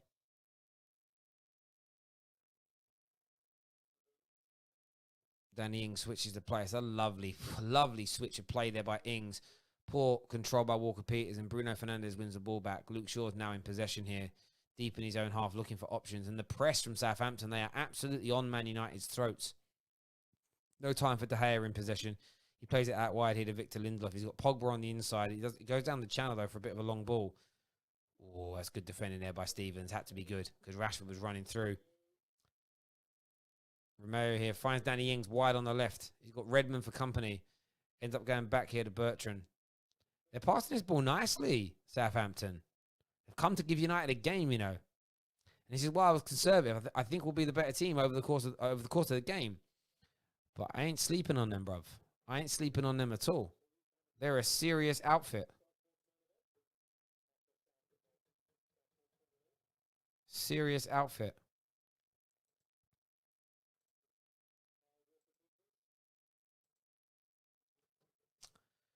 Southampton come again here. 8 minutes in. Ball's primarily been in Manchester United's half.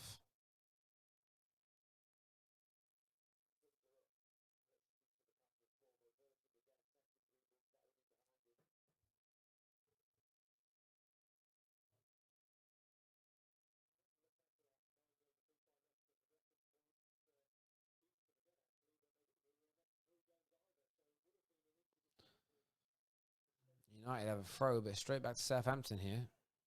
It's a little bit like the foul given away there by Matic in the middle on Ward-Prowse. It's a little bit reminiscent of the Villa game where Villa started off really well, moving the ball nicely, slowing Manchester United down, but with no real cutting edge. And I just wonder whether Man United are quite comfortable in these opening 10 minutes or so. If a team really comes out hard at them like Southampton, I'll just sit there and say, okay, cool, we'll do it. And then a mistake happens. Martial's now through. Martial can score here. Anthony Martial. Oh, that's a good save by the goalkeeper. Just as I was saying that, United need to take the lead. Just lower him into a full sense of security and pounce. That's an excellent save there from McCarthy. Martial really should be putting that away. He really should be putting that away. Maybe a little bit casual in the end because the goalie stands his ground well. Should have put a bit more power into that. I think he was waiting for the goalie to drop a little bit earlier. Should have been 1-0 United. But again, that's why I'm saying don't worry about the possession of a team. You worry about the cutting edge. You worry about them. Is their possession causing you to look stretched, or are you on the ropes? Are you struggling to cope? That's what you've got to look at. And we were comfortable with their possession. Ward-Prowse wins the ball back in the dangerous area, though. No more fouls, Matic, in the city areas. Che Adams here. Ball's crossed in. It's cut out by Matic. Ward-Prowse, nice touch. He shoots. David De Gea have a comfortable save there. Sorry, that was Armstrong, not Ward-Prowse. I apologise.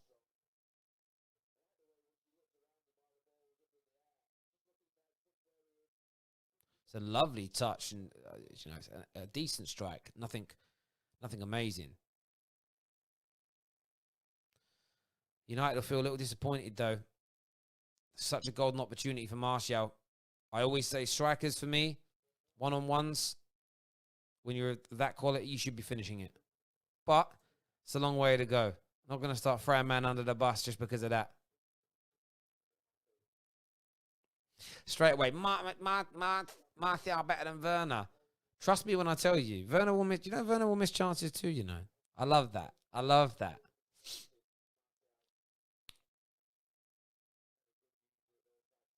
The two greatest goal scorers of our generation, in Messi and Ronaldo, have conversion rates in their careers of about 16 to 18%. Oh, Pogba loses it in a dangerous position here. Paul Pogba's made a big mistake. Nathan Redmond squares it. Armstrong scores. They've scored. Paul Pogba gave the ball away very poorly in the middle. So poor by Paul Pogba. Terrible start. Yeah, the first 10 minutes, that possession wasn't bothering us. We missed a golden opportunity, and we haven't woken up from that. De Gea to Paul Pogba. His touch is loose. His touch is lazy. It's one there. Redmond gets in. He's onside as well. Crosses it. Bang, goal. Really, really poor.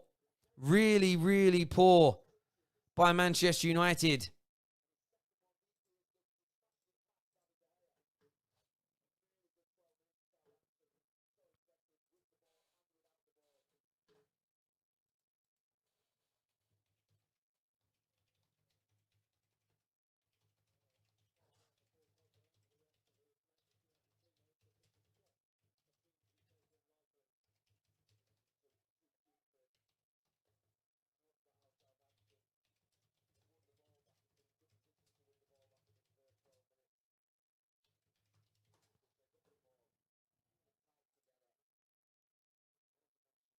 That was criminal. Criminal. Absolutely criminal.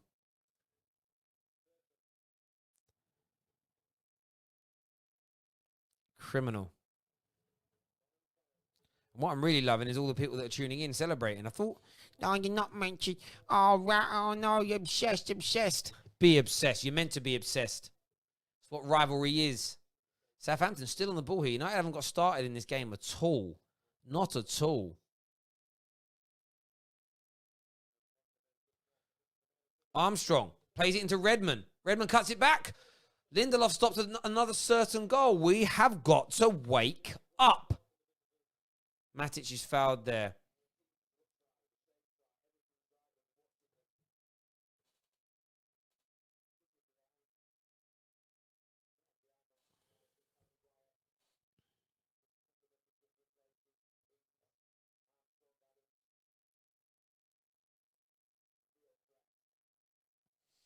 What we haven't been able to do, they've got 4 players pressing our backline when we're in possession. Pass past it, and there's openings. But we can't pass past the press right now. Very, very poor at the moment. Again, I said the opening 8-9 minutes, I was comfortable with them on the ball. And then since then, they've upped the game again, and we haven't responded.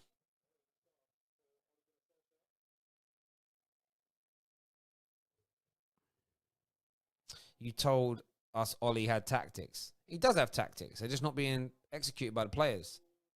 You don't go 17 games unbeaten without having a plan. But it's cool. You're not going to trigger me with a comment like that, bro. Come on, bro. Bruh. What do you think that? Oh, you said that was tactics. You said that was tactics. You know what I mean? It's weak, bro. It's weak. I'll respond to your comment, of course, because you're a valued viewer. But come on, bro. Try harder. Try harder.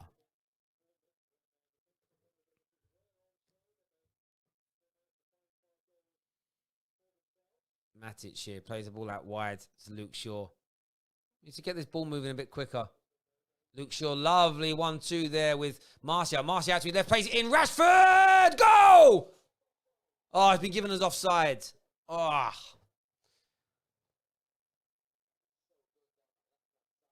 That was lovely by Luke Shaw and Martial. Yeah, he is offside. You can see it. He's just gone a bit too early there, Rashford. Shame. It's how close he's been in recent games, Rashford. You know, in recent games, he's been so close in the sense of, you know, just offside a bit here, just offside a bit there. But close. Do me a big favor, everyone who's tuning in. Please hit the like button. Please hit the share button. And download Hot Mic as well. Really does support the channel. Really does support the platform. All the information to download Hot Mic, our promo code TFT, and the link is inside our description below.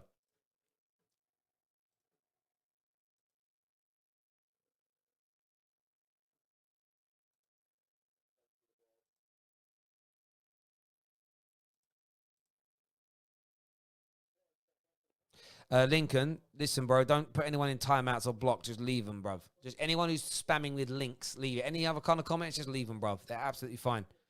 No echo chambers here.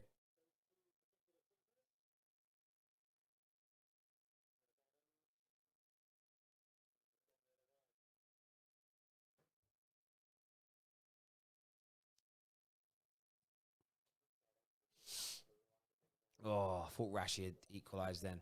It showed that this is the thing, right? 16 minutes in, we've had two really good opportunities. Rashford should have held his run a little bit, and Martial should have finished. And, you know, it's a mistake that's let us down. We say criminal. It's a mistake, really, from Pogba. That was a pass inside from Wan-Bissaka off again. Southampton have the ball back. It's a mistake. It's nice there by AWB into Greenwood. Is that a throw-in given or a foul? It's a foul been given there. Long way to go in this game, though. No need for anyone to be panicking. No need for anybody to be getting angry yet. Just slow your rolls down. It's not how you start, it's how you finish.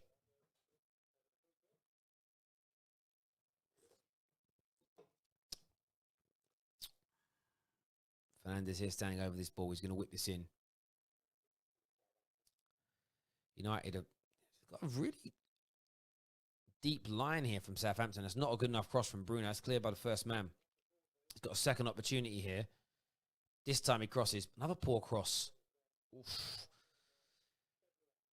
You need better. You can't expect every pass, every cross to be perfect from anybody. Oh, Pogba's going to lose the ball again in the middle. He does. Pogba loses out. It's another counter-attack. Has it happened twice in one game to Paul Pogba?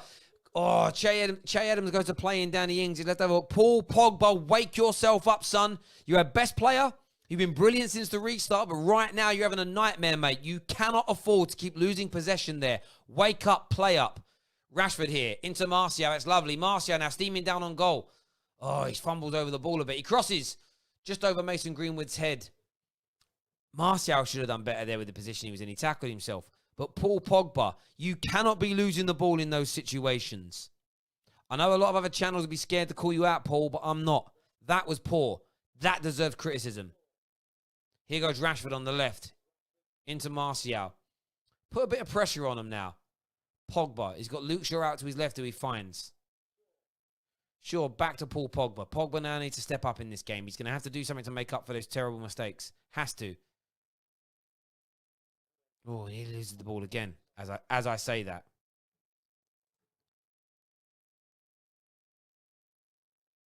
Suddenly fans getting on Pogba's back. Listen. You're allowed to criticize Pogba for making mistakes. But you know what? If he turns it round and then goes on to play brilliantly for the remaining 70 minutes of this match, sets up a goal, dominates, then he's had a brilliant game still. Yeah, but at this moment, he needs to step up. If he keeps playing like this, we'll lose. Can't keep giving balls away in those areas. Same as AWB. If AWB keeps losing the ball like he does, we're in trouble. Lovely pass here, though, to Bruno. Bruno, back to Mason Greenwood, who puts it onto his left peg. Finds Pogba. Pogba goes for the cross. Nice cross. Martial gets it. Rashford! Goal! United equalise. There we go. That's much better. Brilliant pass in there by Paul Pogba. Finds Martial. Holds it up well. United back in the game. And that's just like I said. Players need to step up. Paul Pogba did there. Paul Pogba's passed there into the central areas. He gets the ball here. Bruno picks it up. He turns around. He drags two players into him. Greenwood gives it to Pogba. Pogba then threads the pass through five players into Martial. Holds it out well. Plays in Rashford. Rashford on his left peg. Bottom corner. United back in the game. Didn't take us too long. As I said, calm yourselves down. Calm yourselves down in relation to that.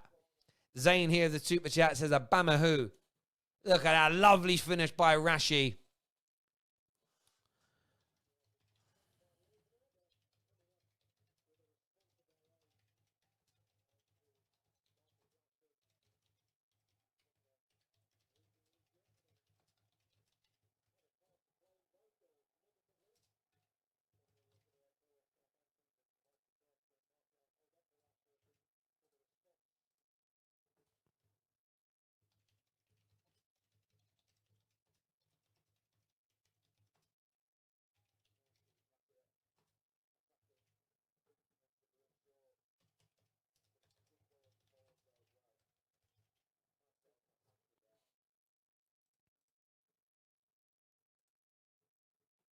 It was a lovely goal. It's a lovely team goal. Should be winning goal of the month. It actually involved everybody as well. That goal involved all 5 Avengers. Remember that. That goal involved all 5 Avengers. Bruno, Greenwood, Pogba, literally all of the Avengers were involved in that goal, bruv. Every single one of them. There's the Avengers emoji. If you want that emoji, become a member right about now. Where's all the rivals at? Where's all the rivals at? What's hot people on Hot Mic saying? 30 people tuning on Hot Mic. That's amazing. If you are tuning on Hot Mic, and by the way, if you download the app tonight, we're going to give away a free Manchester United shirt of your choice to anyone who's tuning in. Jay Finesse is beautiful from Pogba. Absolutely it was. Thank you for everyone who's tuning in right now on Hot Mic. It means a massive deal to us. It really, really does. United are coming forward again here. Bruno plays it into Martial on the left-hand side. Martial now coming in. Goes on to his right. Martial! Oh, Martial! United are 2-1 up. The Avengers are real, baby. The Avengers are real, baby. The Avengers are real. That's what I'm saying. Don't write us off. Poor start to the game, yes. But you don't judge. You don't judge this Manchester United team by how we start, by a few poor moments. We are back.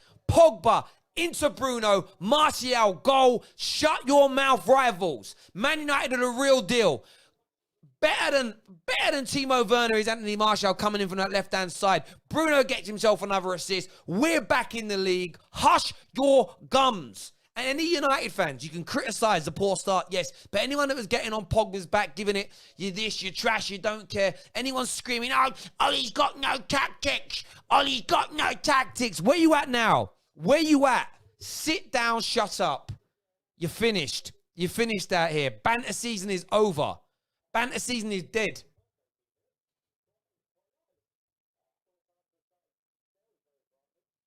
Banter season is dead, bruv.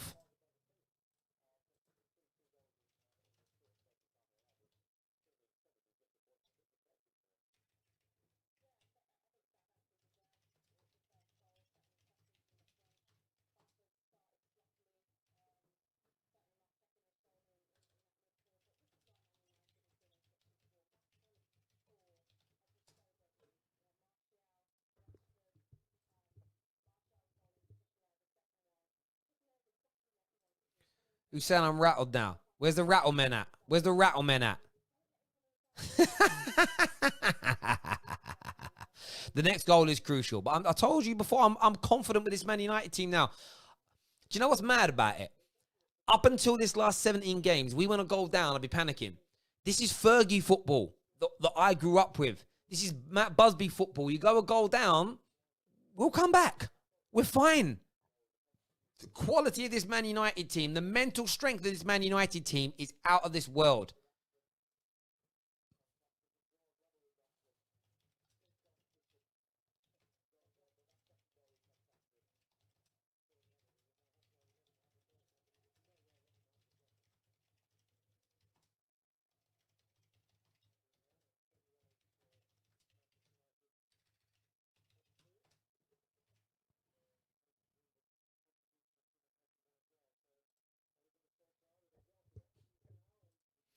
There we go. Zane, have you gone away? Are you back? Officially third. Oh, yeah, as it stands right now. Billy T said that the devastating attack, and it was. And, you know, we did start off slowly. And the interesting thing was, like I said, it was a criminal start because we didn't respond soon enough. But, you know, when we were out of possession, remember what I was saying? I'm okay with that because they weren't doing anything. They didn't create anything until they scored that goal, and then a few-minute flurry after that where we were a little rattled. We just, okay, we'll hold them at bay. It was a Pogba mistake that led to the goal. That was it. It wasn't we were getting cut apart with great passing. It was a damn mistake. That's all it was. And that's where I say to people, don't overly panic about this or about that. Just relax a bit. You can criticize, but don't panic. Lindelof gives a silly foul away there, though.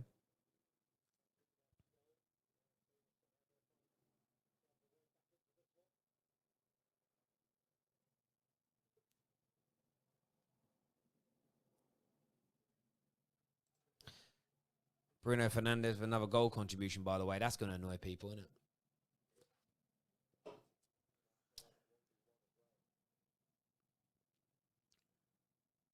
Lovely chest down by Rashford. United have got to try and score another goal, though, before half-time. And, of course, not concede as well. But Martial and Rashford having really good games so far. Gosh, no, I've jinxed Greenwood. Help me, please. That is from JJ Avit. What do you mean you've jinxed him? Boy is not jinxed. The boy is cool. The boy is good. Nothing to worry about. Martial again here. Cuts it back. That's good defending in the end. Luke Shaw. Matic. First time passing. That passing to Rashford was very weird. That passing to Rashford was very, very weird indeed.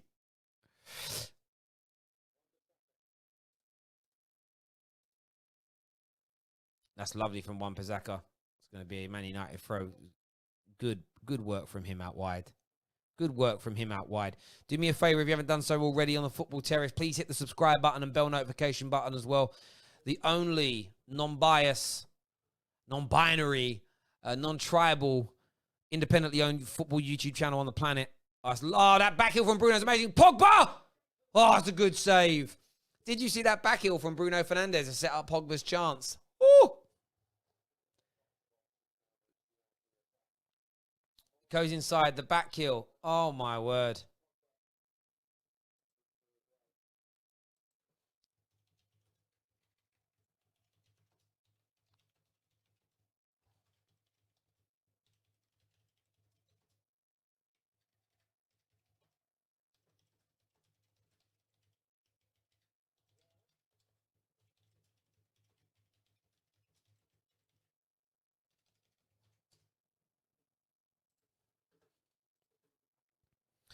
Zane back in the house of a super chat. He says, Terry, once you've spent 200 million on our defense, we will compete with you.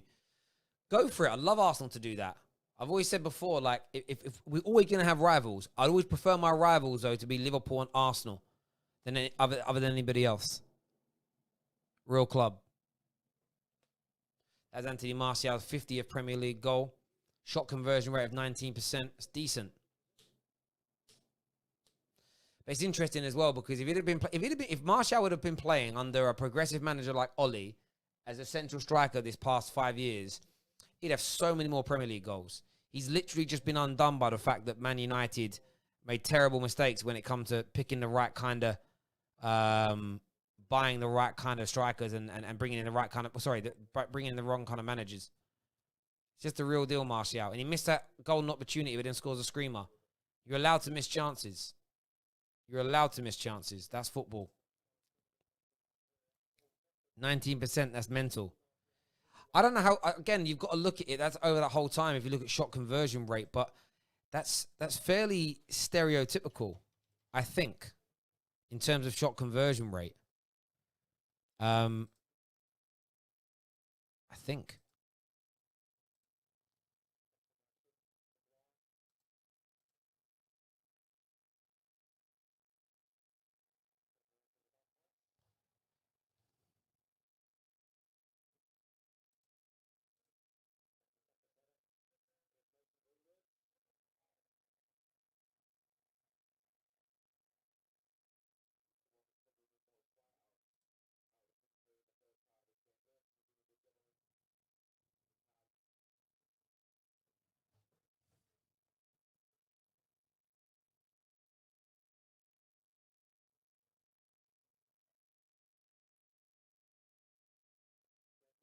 So let me give you an example. Sergio Aguero in the last 5 years, which is the same amount of time that Martial has been in the Premier League, has had, this is the math, this is how you know, he scored 102 goals in the last 5 seasons in the Premier League, right? But that's come from 527 shots, which is a conversion rate of 19.3%. That's Sergio Aguero. That's my point. People talk about, oh, you missed chances. And the banter, yes, but on a real level, 90% is an elite level conversion rate. It's elite. It's elite. Aguero is arguably one of the greatest strikers ever in the Premier League. People are like, oh, well, you know, this and that. Let's just look at Harry Kane as an example. We'll go to him. We'll just go to the Premier League as a standalone tournament. And I don't know what this is going to come out as, but we'll see it. We'll go to totals. I mean, his is going to be even lower. Harry Kane, 113 goals in the last 5 years, divided by 599 shots. That's a conversion rate of 18.8%. Like I've said to you before, 16, 17, 18, you know, these are normal. Every now and then someone has a wicked season when they might have a 25, 26, 27%. You know, earlier on this season, Jamie Vardy was at 29%. I'm telling you, that's a lot lower now. People just don't know what they're talking about when it comes to football.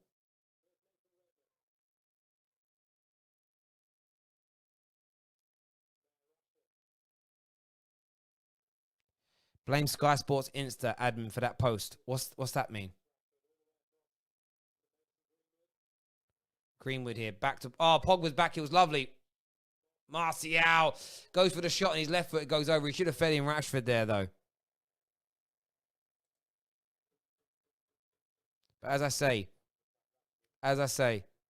that Martial's conversion rate is as good as Aguero's and Harry Kane's. And if in that time we'd have been playing him as a striker and we'd have actually had a team that was creating opportunities and goals, his conversion rate tells you he'd have scored more goals. And that's why you look at the total number, but then look at conversion rates. And that's the thing for me. You've got to look at every little element and every nuance. But when you're 2-1 up at this stage of the game, I'm happy for Martial to shoot from there.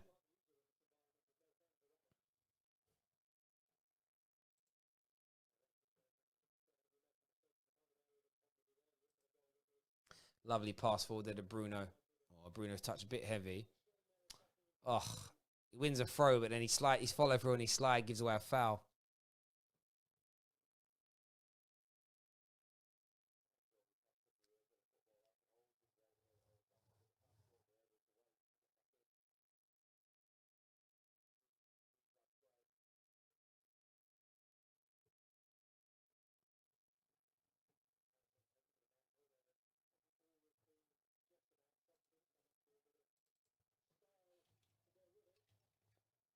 Let's look at Messi's league form in the last 5 years.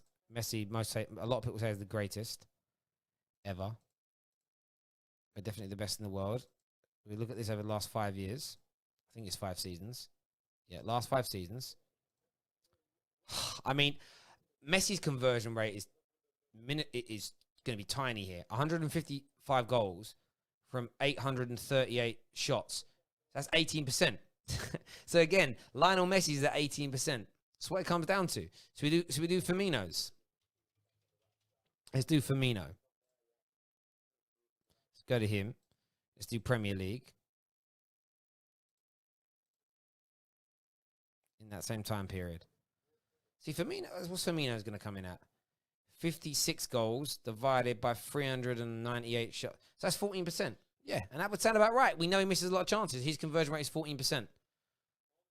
So, factually, Martial will finish 5% more opportunities than Bobby Firmino will. It's good. Let's look at Timo Werner. That's the last one I'm going to do. Then I'm going to watch the rest of this game. I just love doing this sort of stuff. Timo Werner's would be good, though, I think. I think Timo Werner's would be really good.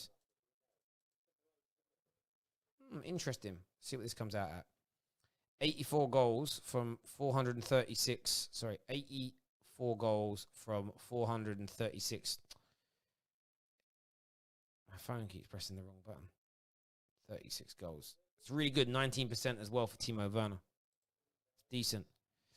Super chat here from Callum, who says being a top striker is more about volumes of chances rather than being the better finisher than anyone else.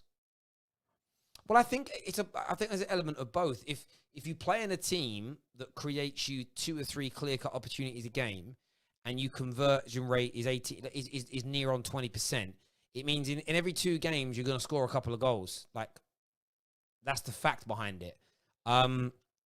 If your team can create you 5, 6 chances a game, it means you're scoring in every game.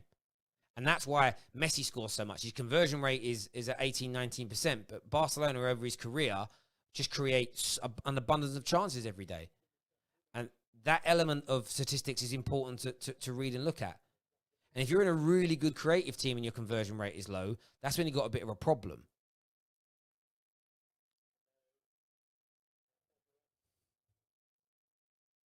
And of course, it isn't the only element you look at.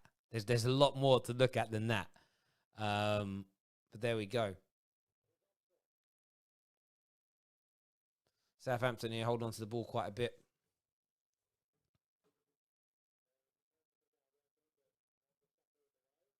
Matic here.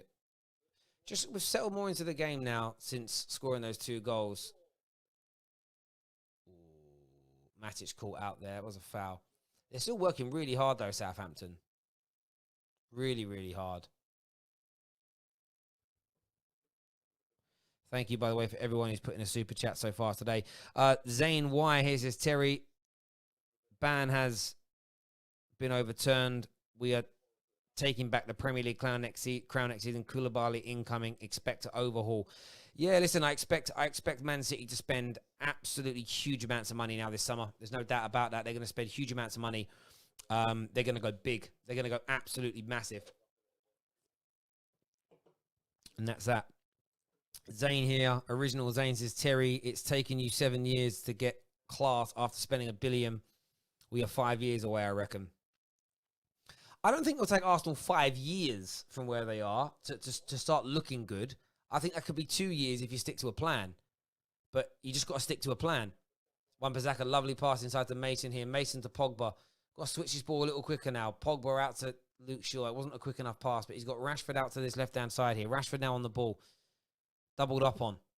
Into Bruno. Bruno back to Luke Shaw. I'm going to have to come back on the inside. See, look, the interchange there. Martial's come out. Rashford, lovely little flick to Bruno. Bruno back to Martial.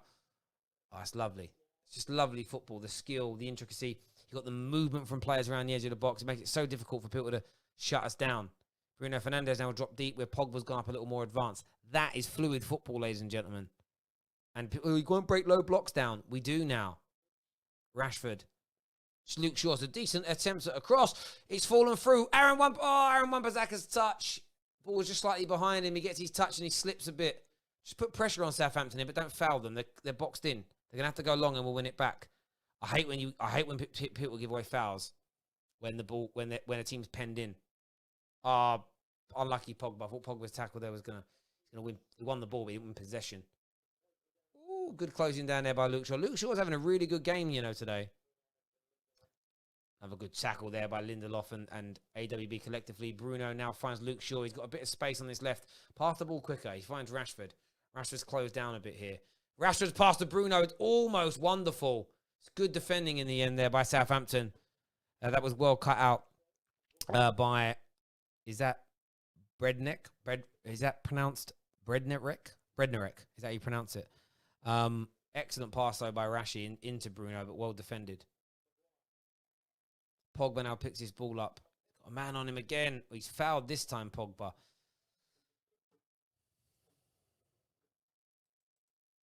But yeah, thank you to everyone who's sent in the super chat so far today. I have noticed as well that a lot of the haters have disappeared and gone off the channel. AWB here plays it down the channel to Mason. That's going to go out for a goal kick.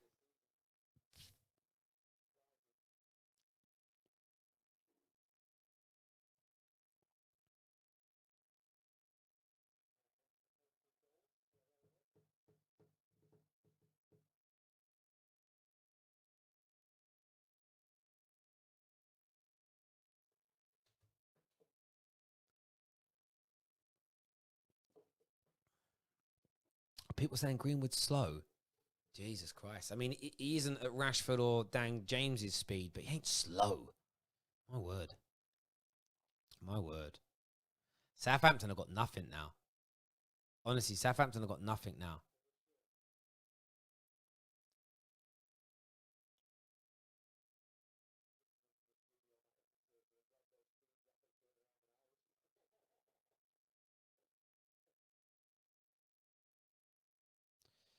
United got a chance here. Bruno's offside, so he didn't play it to him. Here goes Rashford. Rashford, have a run at the fullback here. Have a go. Rashford puts it into Martial. Oh, it's just taken out by I can't remember his name.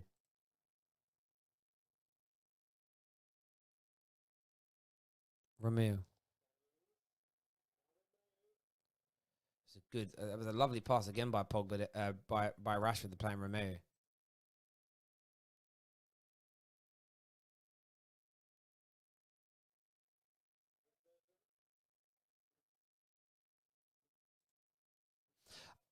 Oh, so Jamie Vardy's conversion rate's at 39%. Yeah, that's just an anomaly season, and they do happen every now and then. That's the point. They do happen every now and then. They're showing this chance again here. Oh, that's terrible there from Romeo.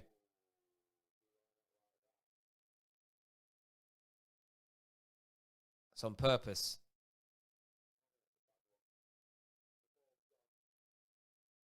How have VAR not picked up on that? So where are all the people that I'm cheating and VAR? They're gonna be speaking about Greenwood then, just getting absolutely clattered high up on his shin by studs up.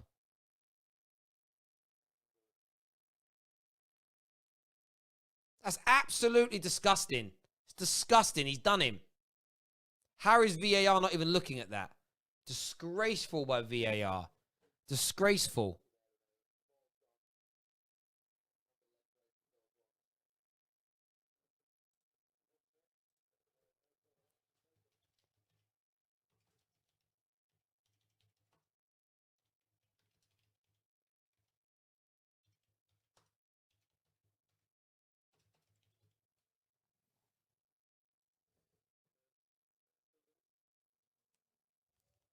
Ah, it's nice from McCarthy in the goal. A couple of minutes until half-time here. Lovely there between Maguire and Matic, just winning that ball back. That's what you need to do. Still pressing really hard, Southampton. I've got to give them credit for that.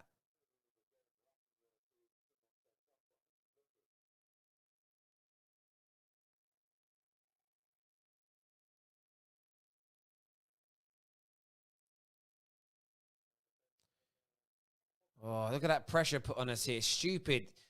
Didn't need to. Oh, Matic's there. Well done for winning that back. Here goes Bruno. Look at him being hugged there by Ward-Prowse. Absolutely. They had to rugby tackle him. Rugby tackle.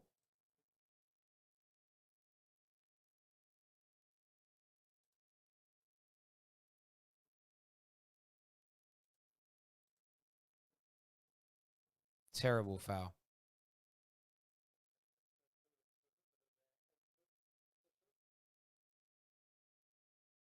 Why does Zane only get his super chat read out on this channel? I've read out everybody's super chats.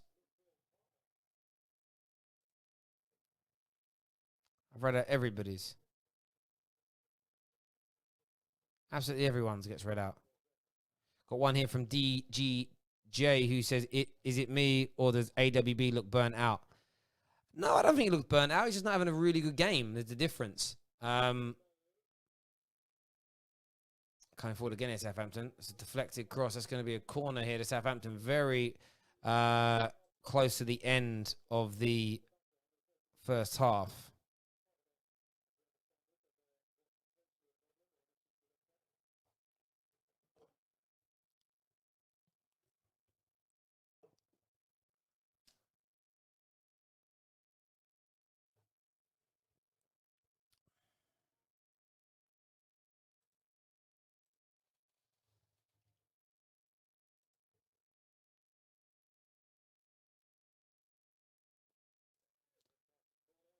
Decent opportunity there. Danny Ings gets his head. Oh, no, he doesn't actually. It's been given. Martial cleared. I thought Danny Ings headed it over.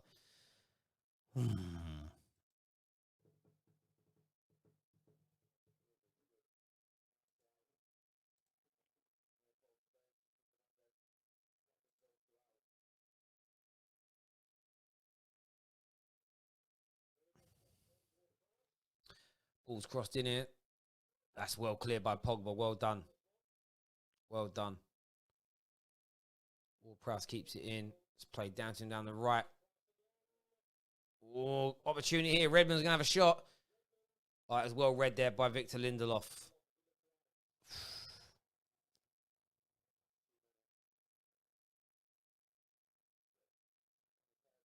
It's not a good clearance in it originally by Lindelof, but he covers a position well, reads the inside pass there from Redmond and clears.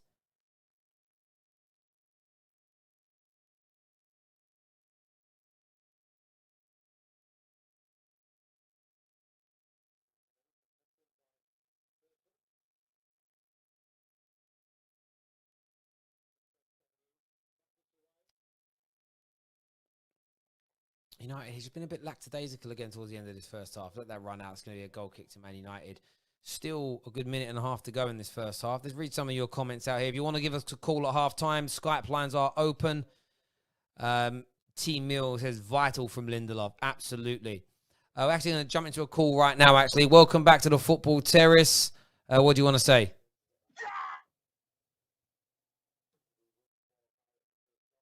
What a weirdo. Tom. Well done, Tom. That's you done. If anyone else wants to call us up, give us on the show. Love to get you on. Love to have a little bit of a chit chat. Pretty much half time now, though. Hayes kick. Ugh. Ugh. Ugh.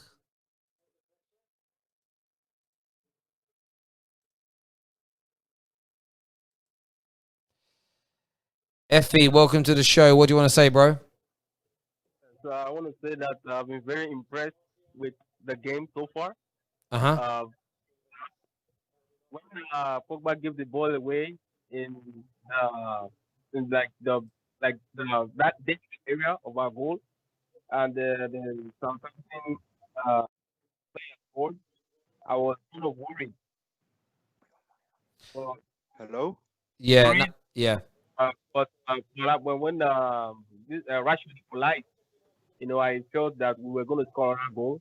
So far, they're not really getting us. They're just moving the ball around, just trying to act with their possession.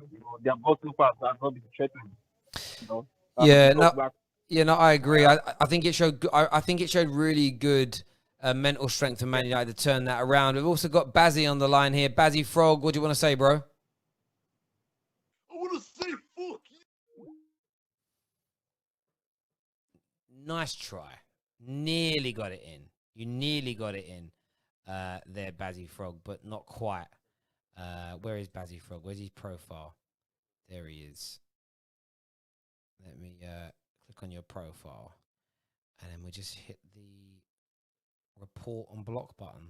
There we go. I've actually got your address here as well. You put your address on it, mate, so I'll be sending that to the police. Well done, Bazzy Frog. Just make it trigger a little bit. You can call the show right now. Skype lines are open if you want to come on and have your say. Why the hell was Romeo not sent off? Yeah, terrible. Absolutely terrible from him. Massively. Should have been sent off, no doubt about it whatsoever. He won't get focused on, no, because no one ever cares about it when it's the other way around. Second half, we need to come out fast and get that third goal to settle them, is what artificial intelligence says. Yeah, bro, I agree with you. That's what does need to happen. Man United need to come out and make their presence known at the beginning of that second half. Get this game done. Get it. You know what I mean? Like, get it done, get it dusted, finish it off. Hello, welcome to the Football Terrace. What do you want to say? Hello, Terry. How are you? Yeah, I'm very good, mate. Who do you support? Yeah, so basically, I think, do you know Man United? I don't think they need... it's so strong. We don't need who? Their counter-attack is so strong, Yeah, but who don't we need? What do you say? We don't need what? We don't need that much possession. No, we don't. I'm not worried about possession. I'm worried about mistakes when we're in possession, like what Paul Pogba did. Mistake, you can't like hold them to against it. Like these stuff happen, innit? Exactly, and then Pogba wouldn't have made up for it. Pogba was involved in the early parts of both our equalisers, so Pogba's already made up for that mistake for me, and it outweighs them. We've got man like Mo on the line. Mo, what did you make of United's first half performance? Well, I don't know what to say, Terry, but I'm a bit positive and I'm a bit negative, yeah, because a lot of people will blame Pogba, yeah, and I'm not gonna mention his name because if I say his name, I'm gonna get in trouble, innit? Not by you, by Liverpool fans, you know, or someone else, innit? Like Graham Souness will blame Pogba or anybody else, yeah. David De Gea is a problem. You know when I say he's a problem, yeah, the simplest thing, he always does some short passes. People are gonna blame Lindelof. I've argued with someone right now. He's telling me it's not De Gea's fault. If De Gea just kicked along or kicked in a throwing area, Southampton wouldn't have scored that fucking goal. Even though we're winning right now, 2-1, yeah, I'm still fucking worried about this game. Calm down. I'm fucking worried. Mate, listen, trust me. It's a Paul Pogba mistake. It's a Paul Pogba mistake. Right. It's his mistake, but who the fuck kicked it? Mate, no swearing on the show, please, mate. Come on. Yeah, but he kicked it, but it was an easy pass. Pogba's touch was poor. That's why the pass was fine. Yeah, but you know Southampton are gonna pressure us. You know they're gonna put us under pressure. Yeah. Why? A lot of times, what does De Gea do? I watch him week in week out. He kicks a short. He passes a short. Yeah, because that's the tactic. It's his job to do that. He's told to do that. All right. No, he's told to do that. Why? Because there's no competition on him, and he's on 300 something grand a week. But why are you having a go? Why are you having a go at De Gea? Why are you having a go at De Gea for Paul Pogba's mistake? All right, then. If it's his mistake, I'm not disputing that. If this is his mistake, who the hell gave him that pass? The pass was fine. The pass was fine. That's a weird thing to say, right? That's like saying, hang on a minute. In the second half, man like Mo. In the second half, if the ball gets, hang on, just hang on. If the ball gets squared to Rashford in the second half and Rashford misses the chance, that's not the fault of the person. Well, why'd you pass it to Rashford? Rashford missed. If you make the mistake, it's on you, bro. Now we're winning, but I don't really get why you're having to go at De Gea. We are winning, but you know why I'm having to go at him? Do you want to really know? Because he is gonna cost us in future. He's gonna cost us. Last season he cost us. But he didn't cost us today. Pogba did. He's not. We're good. Yeah, but listen. I said we're gonna win the game today. I'm confident, but I'm still worried. I've got doubts. I'm still worried. That's all I'm saying. Nothing else. Bro. That's all I'm saying, mate. Bro. That's all I'm saying. Be positive. Listen, man like Mo. Go on, mate. Go on, man. And I said I'm confident we're gonna win. But I'm just saying I'm a bit worried in a sense. Yeah, I mean, I'm just watching this goal again now. Pogba's got all the time in the world. He just takes it on the wrong side. Pogba should have gone on the outside. It's all Pogba. There's nothing wrong with De Gea's pass there. Like, nothing. Okay. There's nothing wrong with that, bro. Listen, mate, I appreciate you coming on, mate. Speak to you soon. Take care. Thank you. Hello, welcome. In the second half. Welcome back to the football. Hang on, mate. Can you turn your device in the background down? Hey, what's up, man? Yeah, how you doing? What did you make? Is that De Gea's fault, that goal? I think no, of course not. No, it's not his fault. The guy was very close to him, and the goal was just it's not his fault. I think it's Paul Pogba's fault. It's obvious. Yeah, and again, I don't want to gender against Paul Pogba, but it just, you know, let's say it as it is. That's his fault, and Pogba's made up for it. His wonderful pass in that led to the Rashford goal, but that's the madness I'm talking about. With some people, they will literally, it's just so Pogba don't get any criticism. They'll blame De Gea for that. It's a madness. No, it's not De Gea's fault. Actually, I think it's you know how Mourinho was always talking about how Paul Pogba is slow and he loses balls sometimes. I think this was one of those cases. Because Paul Pogba, he should play in the central of the midfield. He shouldn't play where Kante plays, or he shouldn't play in the defensive midfield, because he's very technical. He tries to keep the ball. I get that completely. We've added a couple more callers here. We've got Indiana and we've got Amir on the line. Indiana, first of all, I need to ask. I mean, we've had a man like Mo, legend of this channel, done loads of videos with us, but blaming De Gea for that pass to Paul Pogba, not attributing any blame to Paul Pogba really at all. Does that make any sense? Indiana. Okay, Amir, I mean, same question to you, bro, yeah. Yeah, I'll take that happily.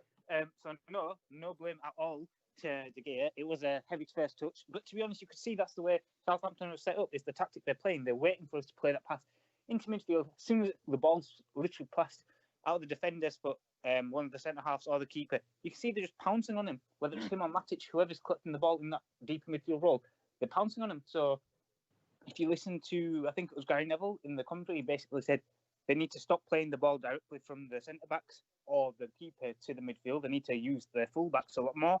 Maybe even go up the wing and come back down, and then use the centre of the pitch. Yeah. They started doing that maybe after the 18th, 19th minute, and you could see the difference straight away. Yeah. Straight away. But also, it's interesting. But that also demonstrates one major thing. It demonstrates that Ollie understands football, can read a game and as tactics, because he changed us. He stopped us from doing that. And yeah, they were pressing us. And this is the interesting thing, right? That's where players have got to step up and understand. You know what? If Pogba's receiving the ball and he keeps getting put under pressure, we've got to slow down. Interestingly, though, I didn't feel it was that much pressure on Paul Pogba. He had the guy, when he touched the ball, the guy was 4 or 5 yards away from him. He just turned into the wrong position and gave it away. And you know what? It's one of these things. I'm not going to lambast Pogba for that for life. He made the mistake in this game. He's made up for it in this game. We move on from it. But what I don't like is like sort of this nonsense of Pogba cannot be blamed for anything. We cannot criticize Paul Pogba even when he makes a mistake. It's crazy. Indiana, what did you make of the mistake and also Man United's comeback in that first half? Complacency, I think. Pogba was one of these players, and I think people misunderstand what I say when I say it. Pogba is a luxury player, and what I mean by that is the guy is so gifted, and he gives you that extra bit that you're missing in a puzzle. But what he also does is I think he believes in himself so much that sometimes he gets complacent. Do you know what I mean? He's so confident all the time. Whenever he's got the ball at his feet, he doesn't believe he can do it. He knows he can. He knows he's got the ball. He knows he can move the ball. That sometimes he gets caught out. It happens to him quite a lot. It's just that I think he's lacking that glance over his shoulder. Every midfielder does it, where they see the picture just before the ball's coming to him. And occasionally there may be a time in 90 minutes where your concentration lapses and you may forget to look over your shoulder. And that's exactly what's happened. It's not like that big a deal. The only problem in that is the fact that there should have been a warning flag, a red light go off maybe 5-7 minutes before the actual goal conceded. I think he made the same mistake, or maybe it was just shortly after. But making that same mistake twice is where I see, hold on, there's something that's got to be said to Pogba. Someone needs to have a word with him and say, look, you need to make sure you're having that glance over your shoulder. If not, then you need to really don't be asking for the ball. Yeah, completely. For the ball there. Completely. Ollie had a at half time.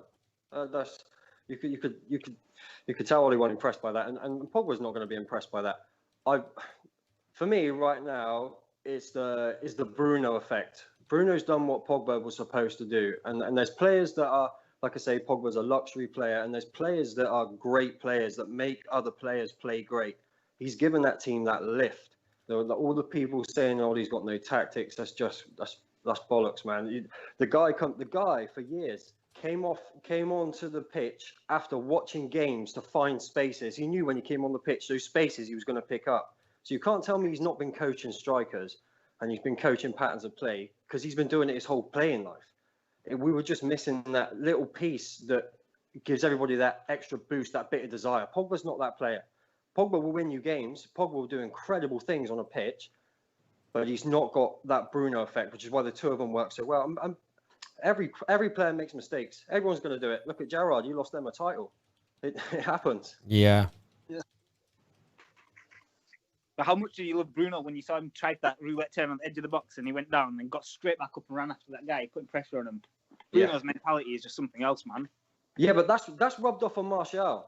Absolutely. That's rubbed off on Martial. Martial is now tracking back. He's now making tackles. Like for Rashford's goal today, that was for me, that's a different Martial. I've been saying it for the last few seasons. He's just lost that little bit of grit, and now he's got it back again. Well, it's because what Ollie has done is, you got to remember, it was a year ago in terms of stage of the season, although date wise it's more, when he was being ripped apart for not warming up, being lackadaisical. I think he's listened to Ollie, and he's reaping the rewards. He said, I've improved. I'm getting more acclaim. I'm starting more games. I'm not being dropped. Everything's fitting into, and it's like, the guy led me in the right direction. We've all had a teacher or a boss or a mentor who's given us some advice and maybe helped us to realize we've got to change in a few areas. And then you do those things and you see the results, and it's like, you then suddenly take that person's word as gospel on anything else, because like, well, you're leading me in the right direction. I think that's what Ollie's done. It's why it's taken time to turn things around. And look, that's one criticism I've always had of Pogba. he does lose the ball sometimes in dangerous areas in his own half. And it's okay for that to be his flaw, because all players have got them in different ways, shapes, and form. What I love about this Man United team now, though, is our mental strength. Because 6 months ago, 12 months ago, 18 months, 2 years, 3 years, 4 years, 5 years, we ain't turning that game around as quickly as we did. I even sat here feeling like it was peak Fergie time, where I'm like, I used to enjoy it. Under Fergie, this is how crazy it got. I used to love going a goal down. Sometimes against even smaller teams, I used to get excited if we conceded 2 early goals, because then it was like, oh, now it's a game. I almost got bored. The game and think, and you think, I hope we concede a goal here because that'll lift us. Yeah, or even get players to play, or it makes it more exciting. That's how it was under Fergie. Winning every game easily actually gets. People always wondered why Old Trafford was quiet, and I used to go there regularly, and I'd sit there and be like, well, because every game was easy, and you got to a point where you're like, oh, we're 2-0 up. There's 10 minutes to go. Are you watching the game as intently? People don't. They switch off because it's easy. It's only the big games where you're fully attentive the whole time. And that's almost like we've conceded in this game, same as Bournemouth. Now I'm like, okay, that's a game. And that's the arrogance of me now. It's like, oh, we're fine still. We're absolutely fine. And what I loved about the equaliser is all 5 of the Avengers were involved in that as well. And we've got a super chat here from Ali. This is our fan base needs to be more confident, especially with our results after the restart. Come on, United. And I agree with you, Ali. I think you're absolutely right. The fans do need to be more confident. They need to certainly put a bit more respect back on Ollie's name, because I think he's been heavily disrespected. So I just use your... by the way, I'm quoting you here. Somebody tweeted out and they said... Ollie is probably a better manager than I give him credit for, but if he really wants to be successful at United, he needs to bring in a football coach, a head coach with better understanding of the game than him. And I quoted you on this, so I will let you know. I said, what, like changing the passing style of the team after we conceded. Ollie stopped us passing centrally and made us go out to the wing, wide first to pass around the central press. This resulted in 2 quick goals. And that's the point I say to a lot of people. They don't want to see those changes. Now, you just pointed it out to me, and I'm sitting here watching clips on the software. I've got, oh, yeah, we did. And I'm also looking, you can see the touches. See, I've got, who scores is really good. You can look at the touch map in certain different moments of the games. If you look at the touch map of Man United in the opening sort of 15 minutes, the vast majority of our touches in that time period were central. Were central. And then what you can see, if you then take that away, is you go after that point, if you move it up to 14 and beyond that stage, you can then see the majority of our touches have been, again, there's still lots of touches out wide, but then you can see far more touches in the wide positions. You can literally see it. It's almost doubled in the wide positions, which is well done for you spotting it, but then statistically it's backed up. So when people say he doesn't know what he's looking at, or he doesn't have the... It's like, of course he does. He literally made a game-changing tactical decision. But if you've got an agenda against Ollie, you're not going to notice it. You know, or if somebody points it out to you, you're going to ignore it and go, no, he didn't. It was the players freestyling.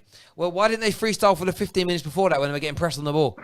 Do you know what I mean? But boys, listen, go and enjoy the second halves. Go and enjoy the second halves, and we'll chat to you after the game. Speak to you in a bit. Yeah, cheers, boys. Take care. Thank you. Just going to shut the door in this room, people. We'll be to cut the seconds.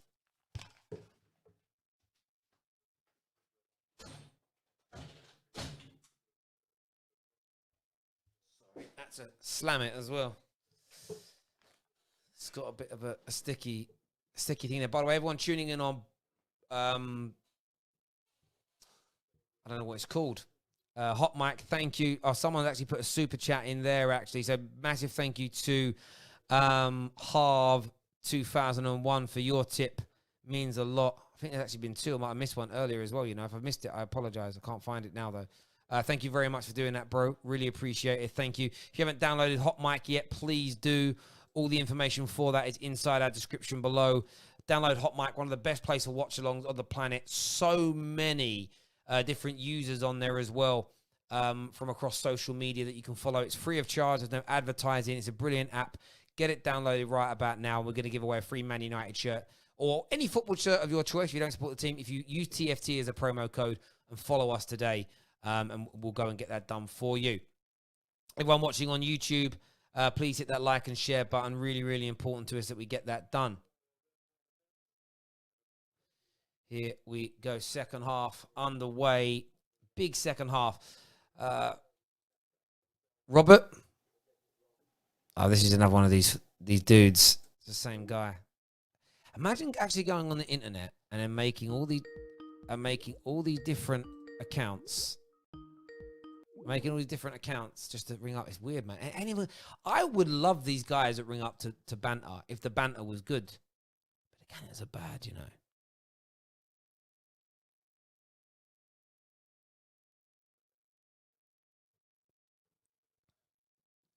Anyway. Nice early second half goal. Make a few substitutions. That's what United need to do. Southampton are giving such a good account of themselves, though. Lovely from Paul Pogba there. Pogba into Greenwood. Greenwood to Bruno. Oh, Bruno tries the first time pass to find Wan-Bissaka. Doesn't quite come off. That's the bit that I love about Bruno and at the same time makes me nervous. He always goes for these first time passes. They're hard to pull off because of balance and speed of the ball. But when they do come off, you're going to open a team up. And I'm all for it. I'm all for it more and more and more. Lovely defending there by Luke Shaw. But then Ward-Prowse picks the ball up. Redmond shoots. Oh, that goes wide. Decent attempt by Redmond there, though.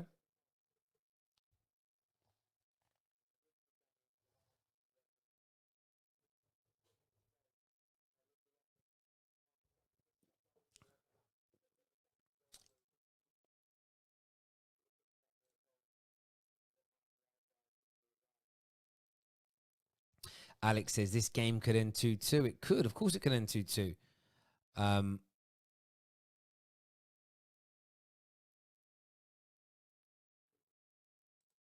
Yeah, don't worry about the prank calls. I know a lot of people saying they're just little children, really.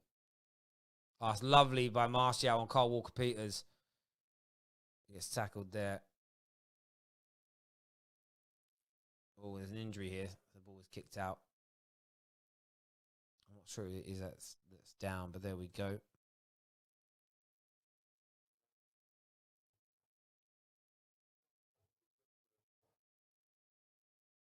Oh, Rashford trodden his foot by accident. That's really painful there for the centre back, Stevens. Pure accident, of course, but very painful.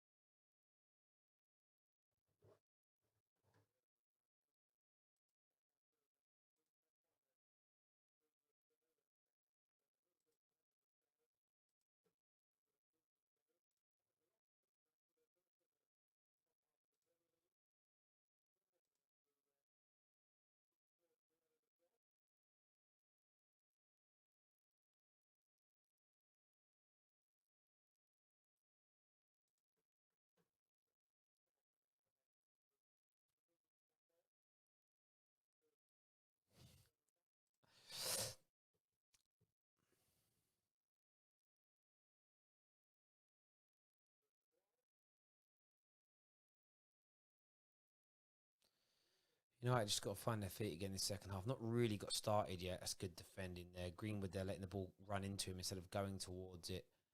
Well read. Adams coming forward here. Ward-Prowse now on the ball. I like Ward-Prowse. He's such a tidy little football player. Probably better technically than a Mark Noble, but I see him being a Armstrong onside here. Danny Ings. Well blocked in the end. Get up. That's never a foul there by Maguire. They're really having a go at United here, Southampton. Like I said, this was never going to be a tough. This was never going to be a walk in the park.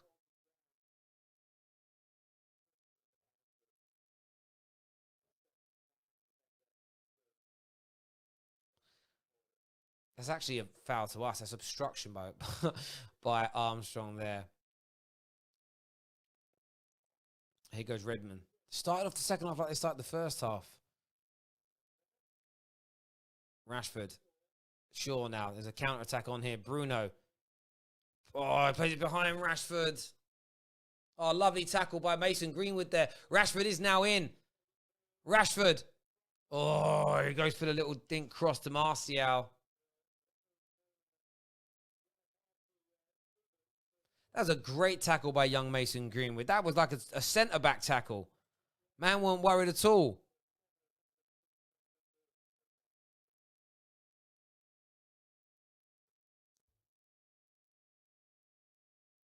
See, I wouldn't have done that if I was Rashford.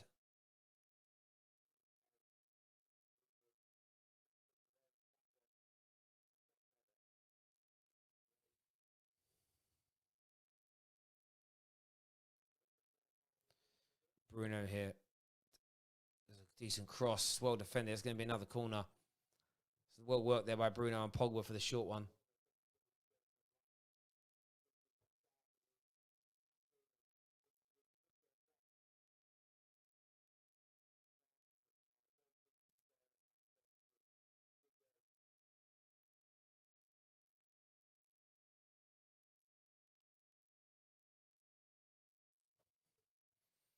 Here goes Bruno.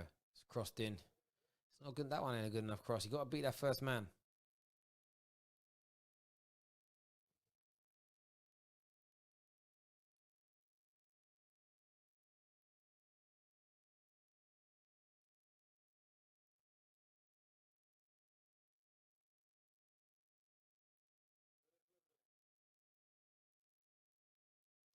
Nice press again by Southampton. Look at that in numbers. Luke Shaw put under pressure. Mason on the ball. Back to Luke Shaw. So that's another foul. That's Romeo again. That boy shouldn't even be on the damn pitch. It's another foul by him.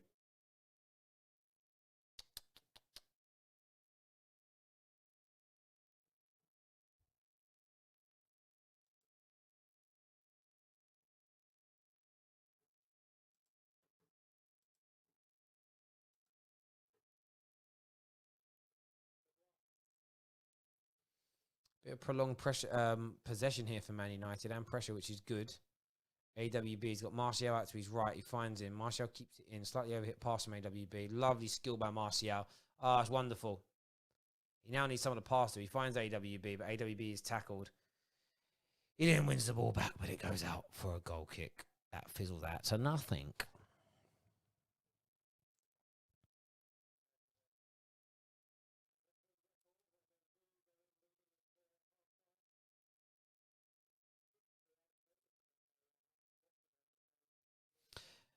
Yeah, I agree with you there, Daz, that the guy's going to hurt someone. I don't like players like that.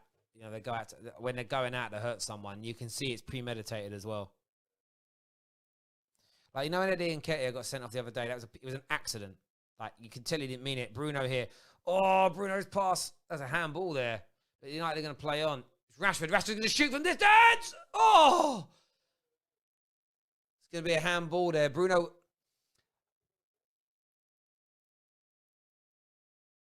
Oh, Bruno's pass was going to play Rashford in, and it was handballed on purpose by Carl Walker-Peters there.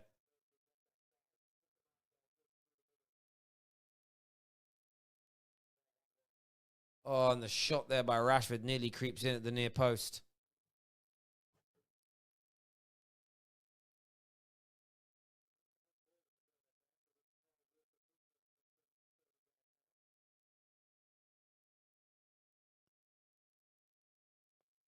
You handball it like that when you're desperate. You handball it like that when you've got a lot going through your mind. As in, we're on the ropes here. I actually feel like we need a bit of Scott McTominay in the middle of the park here. I think we need a little bit more tenacity. We're gonna have to make some subs soon anyway, but I would look at Scotty Mack as an option to come on from the bench. I would probably look as well at taking Martial off and bringing on Igalo. I also feel like Rashi as well, you know. I also feel like Rashford by the 70th minute as well for James. And I know it will slightly weaken the team, but we've got such big games coming up.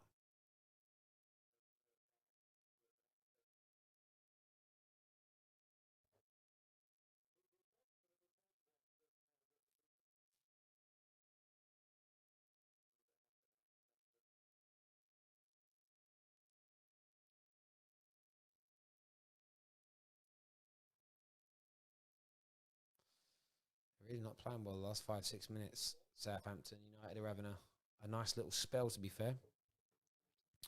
Nice little spell.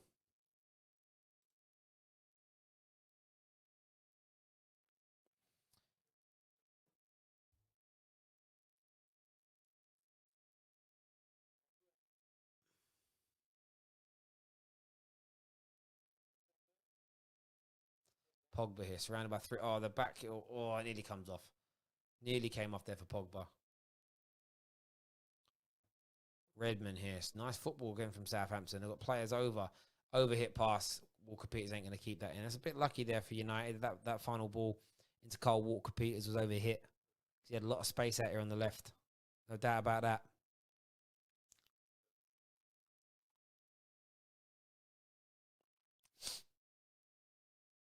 Luke Shaw's here on the ball.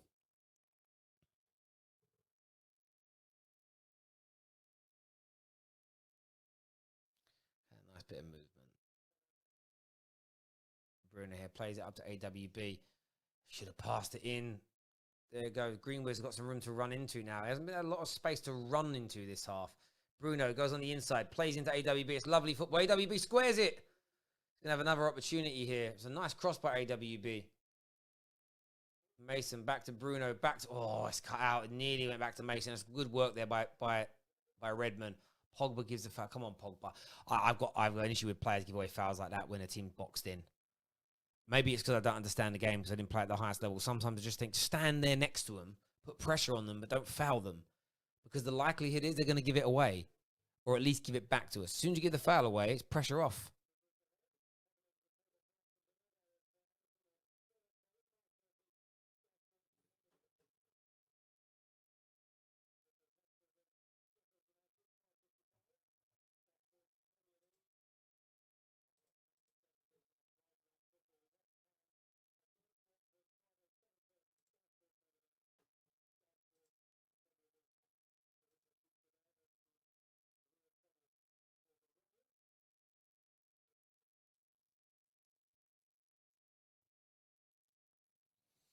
Terry, what's happening? How are United looking? United looking all right.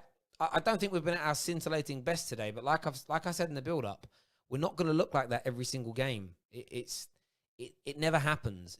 You know, our greatest ever teams have never done that. We've looked good today. We've looked good at times. Been a few sketchy moments, a few mistakes, and we know that we need a stronger, bigger squad. But we turned at that. We conceded another goal that was through a mistake as opposed to being ripped apart. It's good. You know, so far, I'd say a 7 out of 10 performance.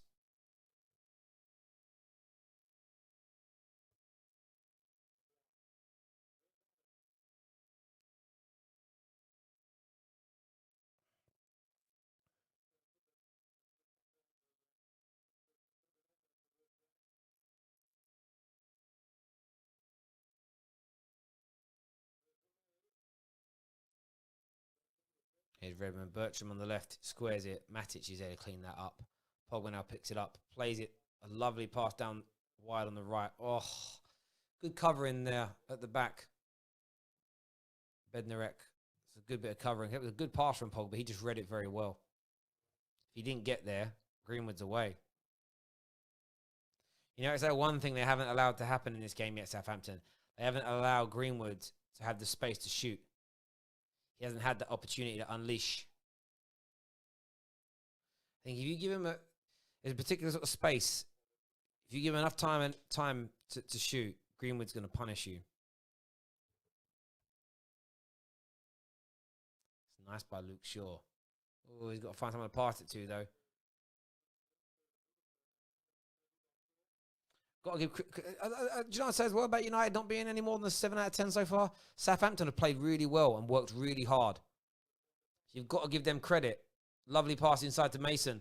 Oh, Mason. I thought he was tackled, but Bruno gets it. Oh, Bruno's pass slightly overhit to Rashford.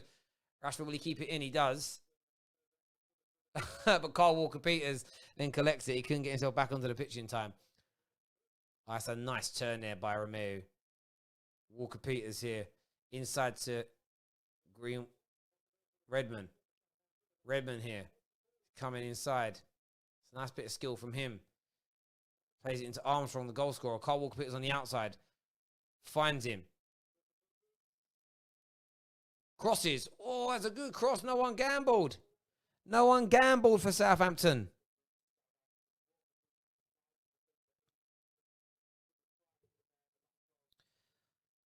Over on Hot Mic, hello to everyone. James T says Hot Mic is banging it. Hot Mic's amazing. Sync it with your TV, stadium noise. It's legit, man. It's legit.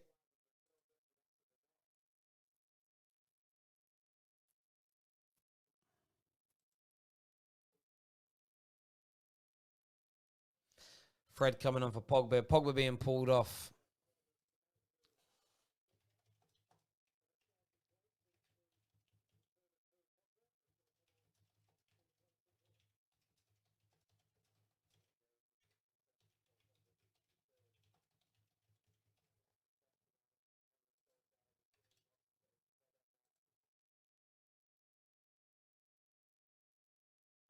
Yeah, Paul knows he hasn't had a great game tonight. I think he made up for his mistake in his contributions towards the 2 goals, but not a good night for him. Would I say it's a terrible night? No, I'd say it was a 6. I'd give him a 6 out of 10 performance for that. If he hadn't made that mistake, he'd probably got a 7. But and that's allowed to happen. He's been excellent since the restart, but that, you're allowed to have a bad game or a below average game. But yeah, Pogba for that reason. And also, you're going to see some players dragged off in the next few games that you don't want to see dragged off either way, because we've got a game in 2 days' time. We then have a massive FA Cup semi-final. So, for me, you just got to respect it. There'll be players, you might find a couple of the Avengers are not starting against Palace on Thursday. Thinking of the game against Chelsea at the weekend. It's very likely that's to be the case.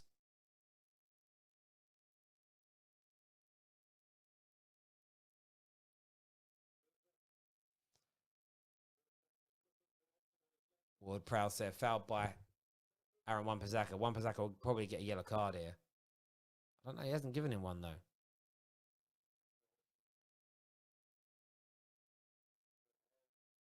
I would have booked Aaron Wan-Bissaka there. But maybe the referee felt like it wasn't cynical. He didn't mean to do it. Again, everyone will have a difference of opinion on that. But fact is, wasn't given. 64 minutes on the clock. Still a way to go in this game. I hate Paul Pogba.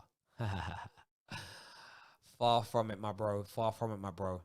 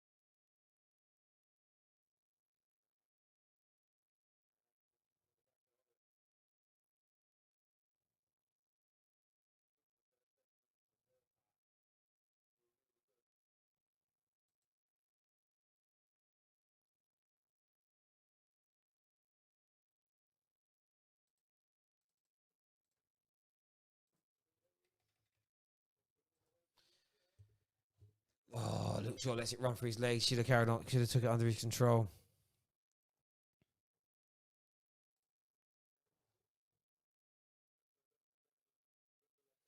Nice play by Lindelof and Matic here.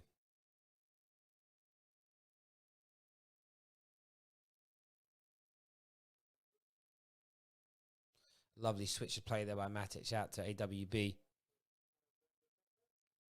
Be interesting to see. I know that loads of subs can be made, but it'd be interesting to see the work rate in this final quarter of the game. We have the drinks break coming up very, very soon. It's going to be interesting to see how Southampton respond, because they've worked very, very hard in this game. Matic into Bruno. Bruno straight out to AWB. It's a good pass. Comes back on the inside, though. Back to Bruno. It's got a little bit of space here. Plays a lot. It's a good ball into Mason. Mason can't quite bring it under his control. That's going to be, I think that's going to, is that going to be a drinks break now? Not yet. Not yet.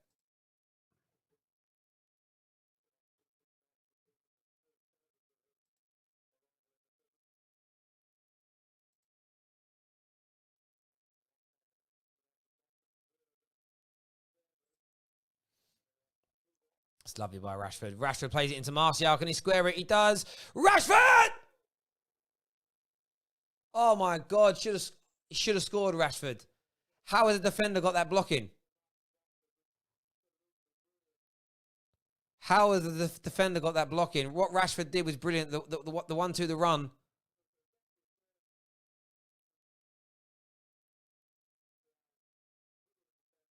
Is it the goalkeeper, defender? Got a blocking. You got to credit that. It's mad, right? If that was at the other end and AWB got that blocking, we'd all be clapping AWB for being legendary. That was amazing. I feel sorry for Rashford there. He was so unlucky. Luke Shaw here. Ball given back to Bruno.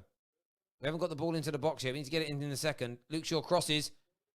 Oh, nearly on Maguire's head. Rashford there, though. So unlucky.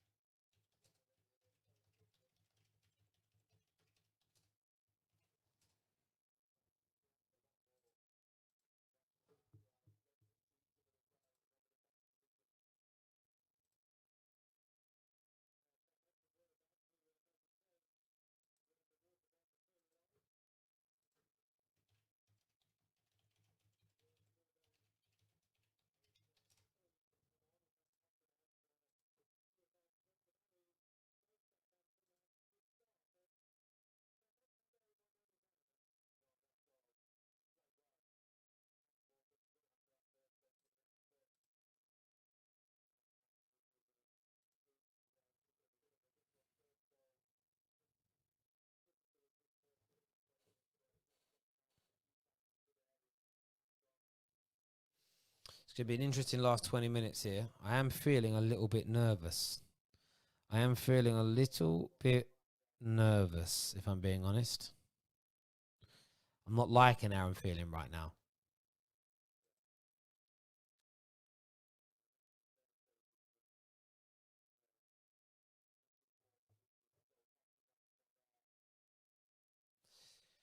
Need to get the next goal.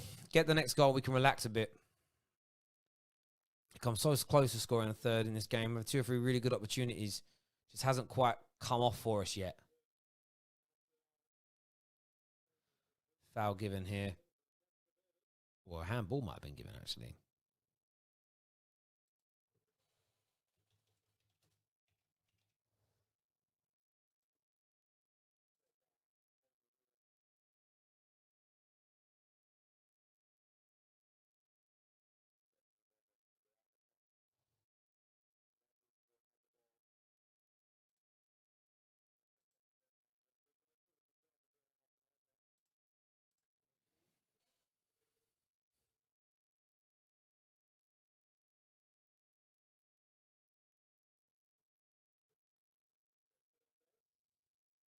Here's Rashford out on the left. Yeah, he's looking electric tonight.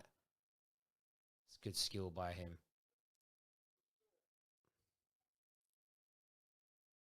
Luke Shaw has got... Oh, he's passed to Rashford. Went right. Oh, lovely return pass by Rashford. Right. Oh. Luke Shaw, though, he's picked up a little knock here. He's limping.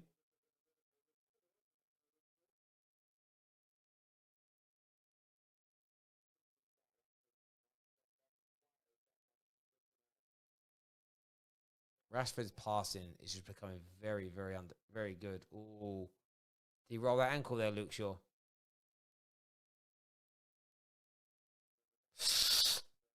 Ooh, that looked painful. That's Luke Shaw done.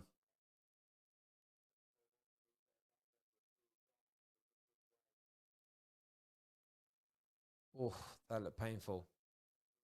He knows as well. He sees his face. He can tell. When footballers don't roll around, that's when they're in pain. The way that flicked, yeah, that's ligament or even Achilles. Oh.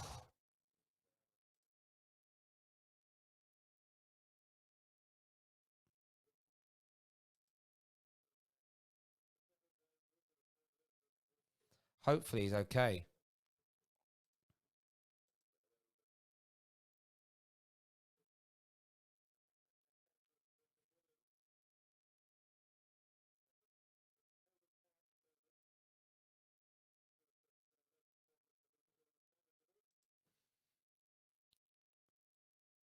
I think he's saying he's okay. It's just good to get it checked, though. So they can do the test, can't they, on the pitch? Like, so then those specialists, they know what the pains mean. Bruno here crosses from the corner. He's punched, been caught by the goalkeeper. Why is he punching? I never really get that from goalkeepers. If no one's challenging you and you're punching it, it's a madness. Fred here switches the play. It's a really good cross. Oh, why did Maguire get his head on it? Bruno could have wellied that in. It's a really good pass there by Fred, you know.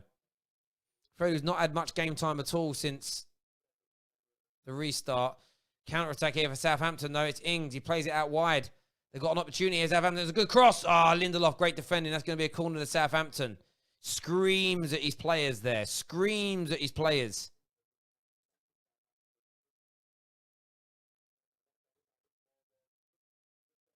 It's well read there by Victor Lindelof because that pass is going to Shane Long, who's burying that. United have got to find this third goal, sorry. They've got to get this lead. Got to take this lead. Yeah, Luke Shaw's got to come off. He's feeling that ankle. It's the right thing.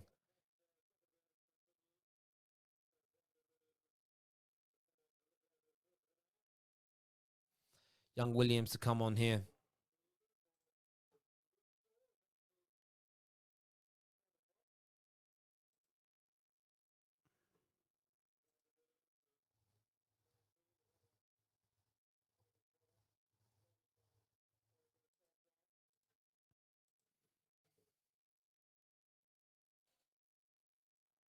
Ward-Prowse here in the corner. United got to defend this. So, Maguire. Lovely. Ward-Prowse gets the ball back, though. It's a good clearance of a header, but it's hard work for Man United tonight. Sometimes you need these kind of games. Lovely by Williams to win that ball. Fred pressing well.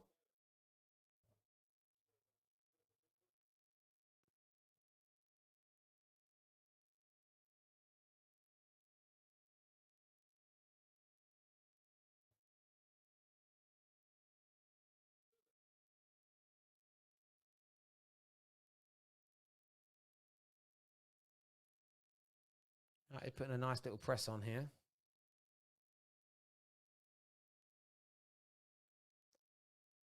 $15 to go. Oh, Lindelof gets away with a little mistake there. AWB's there to help him. The hair goes long. It's the right thing. So lovely touch by Rashi there. Fouled. Just pick that foul up nice. That's what you got to do.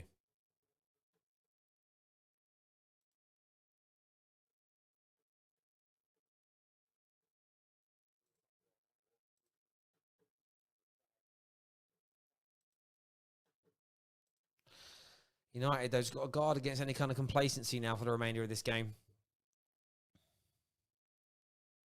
Oh, AWB, they're lucky. He gives a foul away. Gets a foul, gives the ball away, but a foul was given. Fortunate there, really.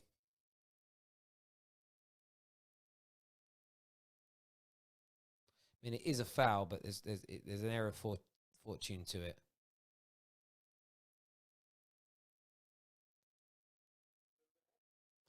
Lindelof has to go long here. Bruno gets his head to it. It's going to go out for a throw-in, though, to Southampton, fairly deep into their own half on the left-hand side.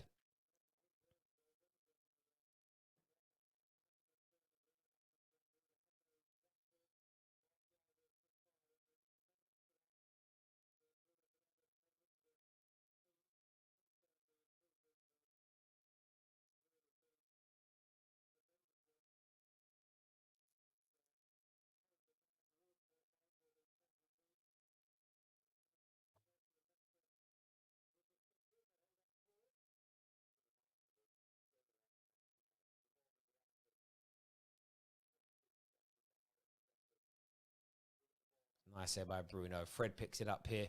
Got Mason out to his right. He finds him. Can Mason find the pass to Rashford? No, he can't. It was almost perfect. Almost perfect.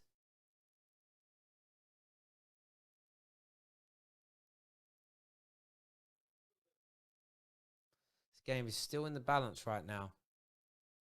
Still in the balance.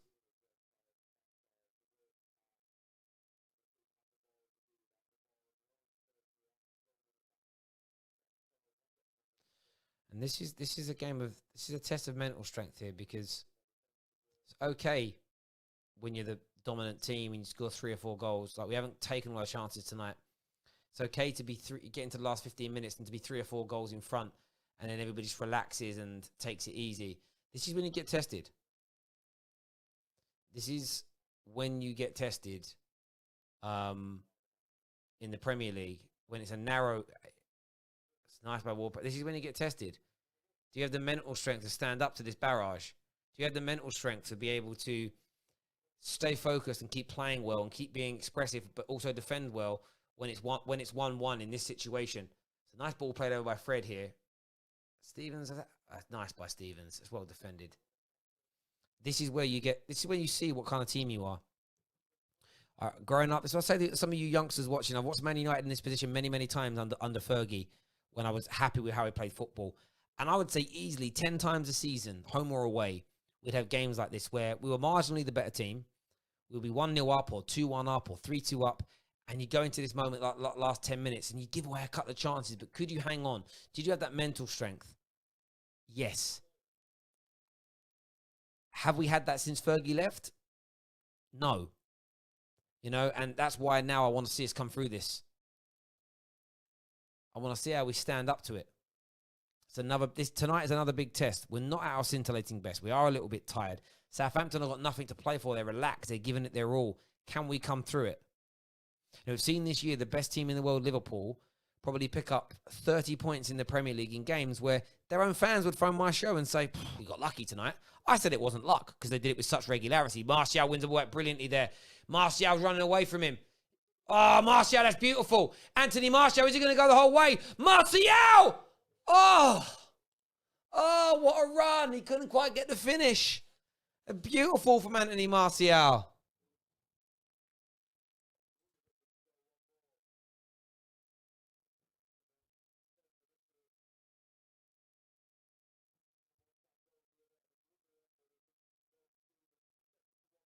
Oh,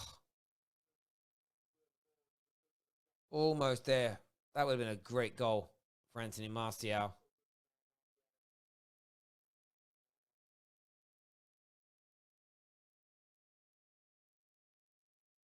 Oh, great run. The tenacity and the work rate's brilliant.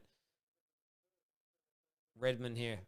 Bertram with him, looking for an opening. He's got Fred marking him. It's a decent cross. Shane Long gets his head to it, but that's never going to beat David De Gea. He needed more power than that. 10 minutes to go in this game. It's in the balance. It's in the balance. It's nerve-wracking.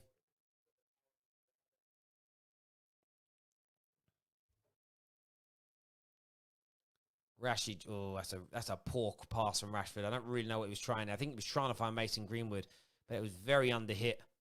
Very poor in the end. Hold on to possession there, Rashford. You don't need to be doing that.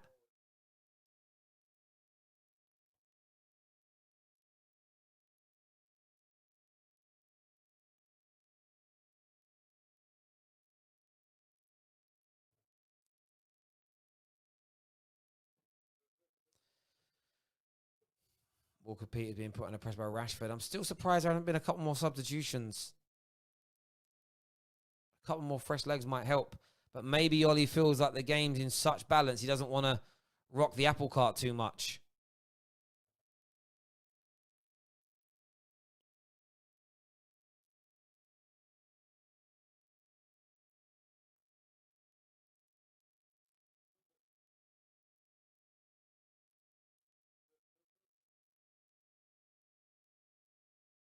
It's there tidying up. Just get that ball out. Oh, it keeps it in nice. Williams. Oh, Williams goes inside, doesn't make it. Oh, United has just got to settle down. We're not playing football at the moment. Not playing football. We're getting a bit jittery here. And this is where I want to see some people step up here. I want to see Maguire. I want to see Bruno. I want to see Rashford. I want to see Matic. I want to see the elder statesman control this team a bit more. We're getting a little bit erratic in our possession. A little bit of nerves are creeping in. It's a good ball. Bruno picks this up now. Oh, Bruno and Martial not on the same wavelength here. As I say, it's a little bit erratic right now. Got to settle themselves down. This is going to give Southampton a lot of confidence. I think we make a couple of substitutions. Igalo, Dan James.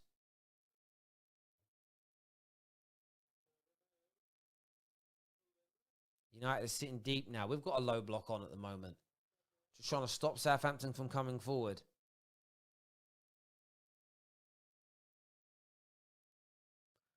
Well defended by Lindelof again. He's had a good game today.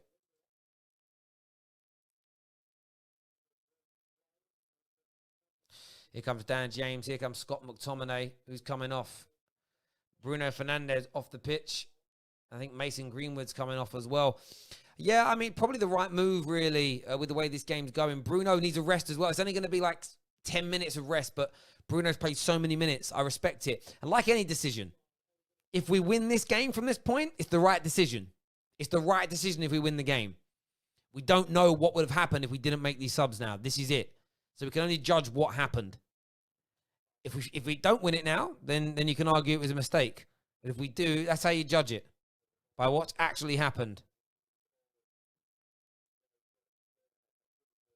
But you'll get good tenacity, good work rate, and good energy from Scotty in the middle.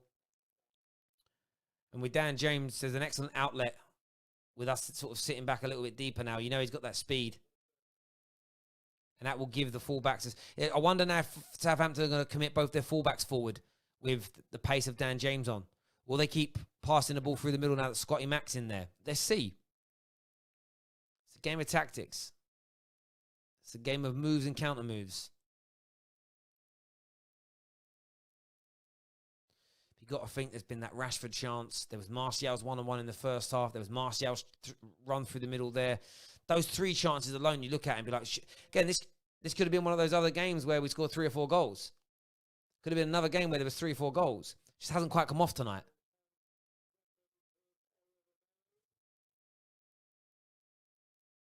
Rashford's really good shot that just goes wide. There's been good opportunities.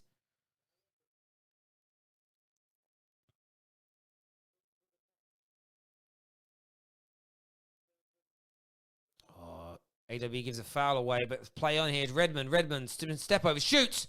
Oh, save David De Gea. What a save by David De Gea to keep Man United in the game. To keep it at 2-1.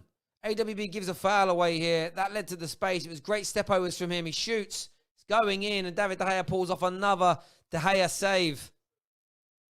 Oof, gets his hand to it. It goes over the bar. It's going to be a corner here. I am absolutely pooping a brick here. If we throw this away now, there'll be a meltdown from a lot of United fans, but I'll be disappointed as well because Maguire gets it away. Oh, Matic clears it with his head, and he probably should have let it run through, but you never know what Ingsy was going to do. It's going to be another corner here to Southampton. 86 minutes on the clock. Remember, we're live straight after this on the Football Terrace for the live reaction show. And I tell you now, yeah, you're absolutely right there from Jay Finesse, who says, top class Dave. Top class save Daves.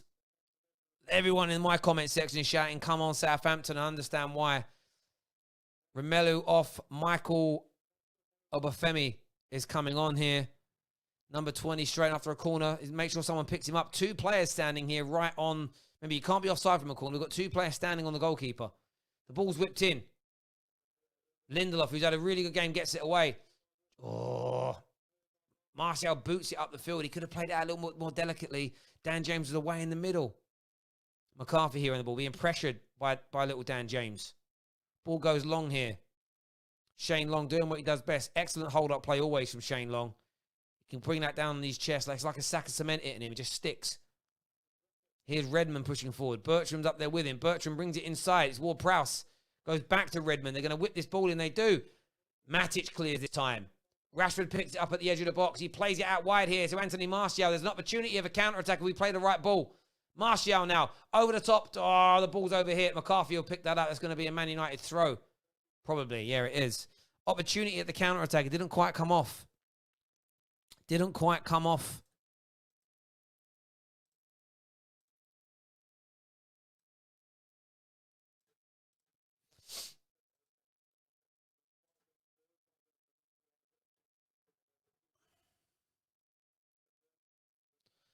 See, he was penned it lovely by Scotty Mac getting up. Gave a foul for that. Shut up, ref. Absolutely never a foul. Never a foul in a month of Sundays. But now let's get our shape. Is Walker Peters. 2 minutes to go in this game.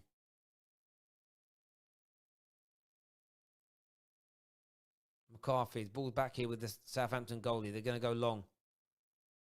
Shane Long gets up and gets on it. He's so good at that. I wouldn't say short. He's not like a hobbit or nothing, but he's not like Lurch or nothing like that. 1 minute to go. United lead 2-1 here. It's a tight game.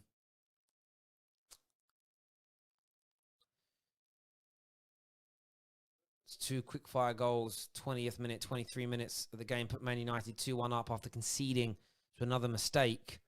United have been the more dominant team for the majority of the game. The last 10 minutes, though, it's been put on United. There's no doubt about it. It's been put on United massively this last 10 minutes.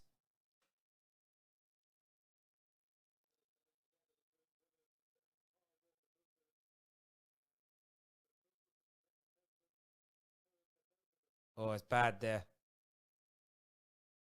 Williams' face is bleeding.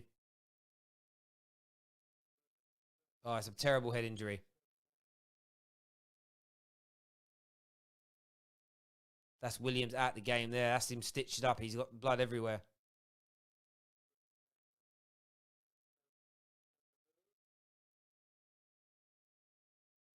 Well, that's going to delay things somewhat now.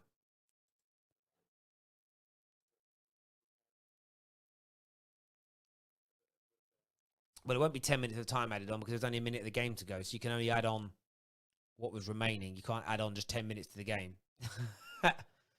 It will take 10 minutes to resolve, but you'll only have a minute or so added on. Williams is hard as nails, you know. Doesn't even want to lay down.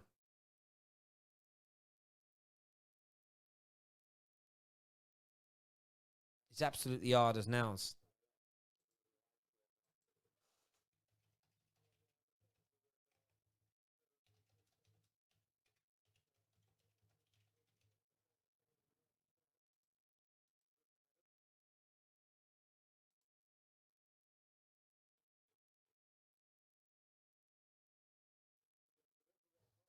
Just while they're doing this, I'm going to take a quick bathroom break. I'll be back in a few moments.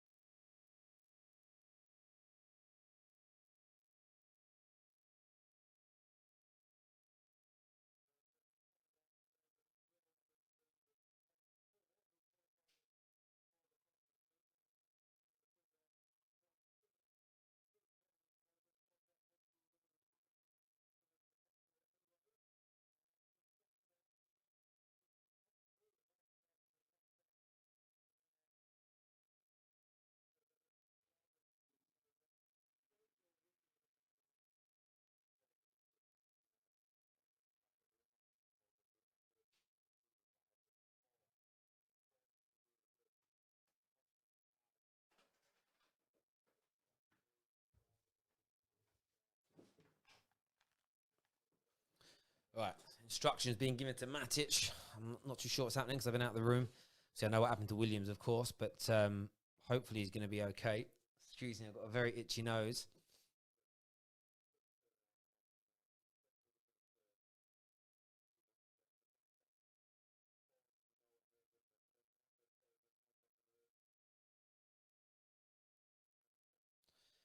Have they got to take him off? Have they said?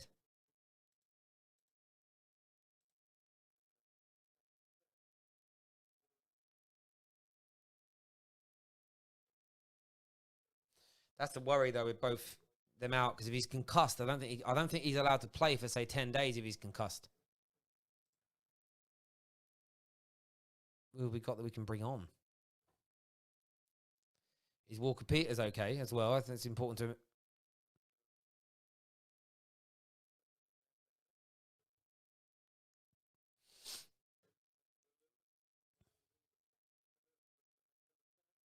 Yeah, Walker Peters looks okay. Messi, oh, 5 minutes of time added on.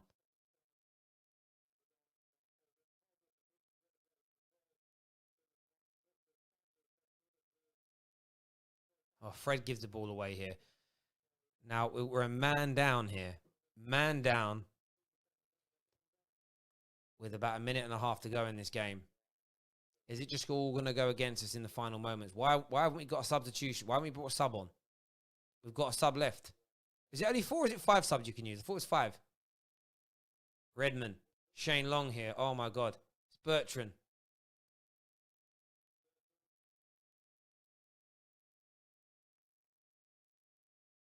United here. Actually hanging on at the end here. Played out to Redmond again. United are trying to keep their shape. Trying not to give anybody too much room, especially in that box. It's on a knife edge here. Third place is beckoning. Can it be achieved tonight? Can we make it into them positions tonight? Can we leapfrog 2 teams that were miles in front of us? I don't know. It's a minute or so to go. I'm really unsure of how much time is actually going to be added on to the time added on, because as Man United throw in here, fortunately, Dan James, well done, young man. Well done, young man.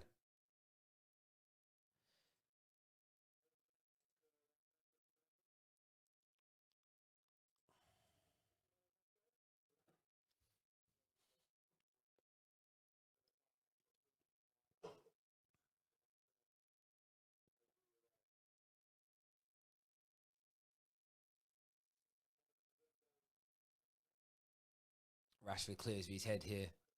Not very long left at all in this game. But it's hard to tell. There was a minute to go in the game. They added 5 on.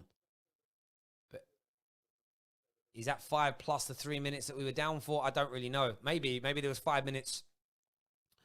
So maybe 6 minutes. So I don't know. Maybe we're going to play to about 98, 99 minutes then. Because it's going to be a corner here. So there was 1 minute left. Plus 5 added on. So there's 6 minutes left at the 86. So we're on that now, but we were down for 3 or 4 minutes. We're probably going to go to the 98th to 99th minute here. There's probably another 4 minutes of football to play here. So we just got to keep our heads for a moment. Corner here. Dangerous times for Manchester United. Ward-Prowse, we know can deliver a ball. Pick your man up. Keep with your man. Comes in. It's a goal! They've equalised. Oh, no.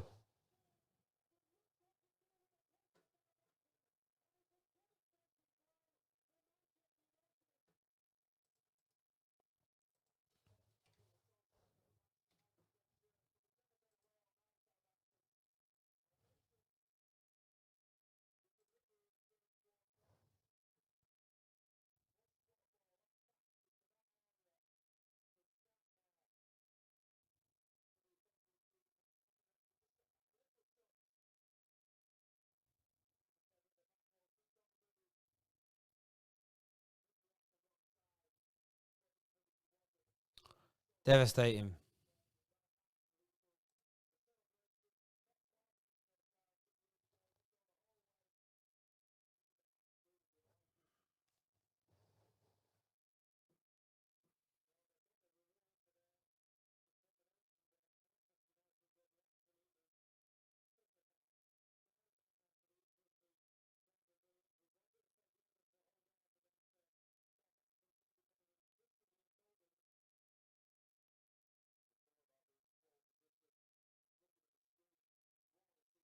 Stay 5th now.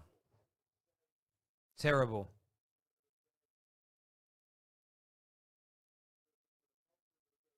Terrible.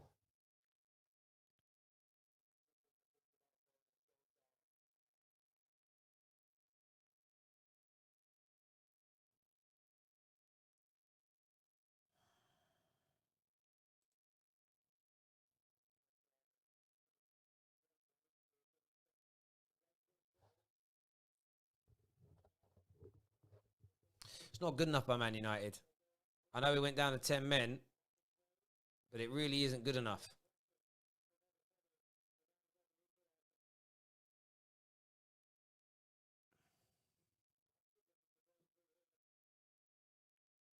Rashford here.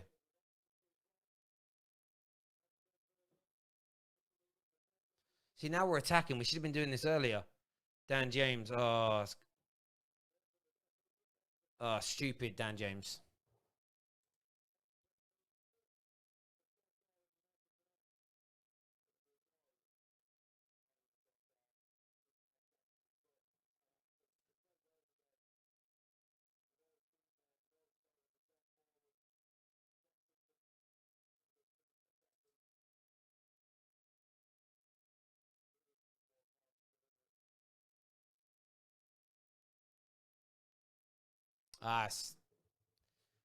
Sickening. Sickening, really. But deserved by Southampton. I feel like it was deserved in the end by them. We just didn't have it in the second half enough. Couldn't stick on it. And we know what a good delivery of the ball Ward-Prowse has got. And that's it. Draw. Live reaction in a few moments' time.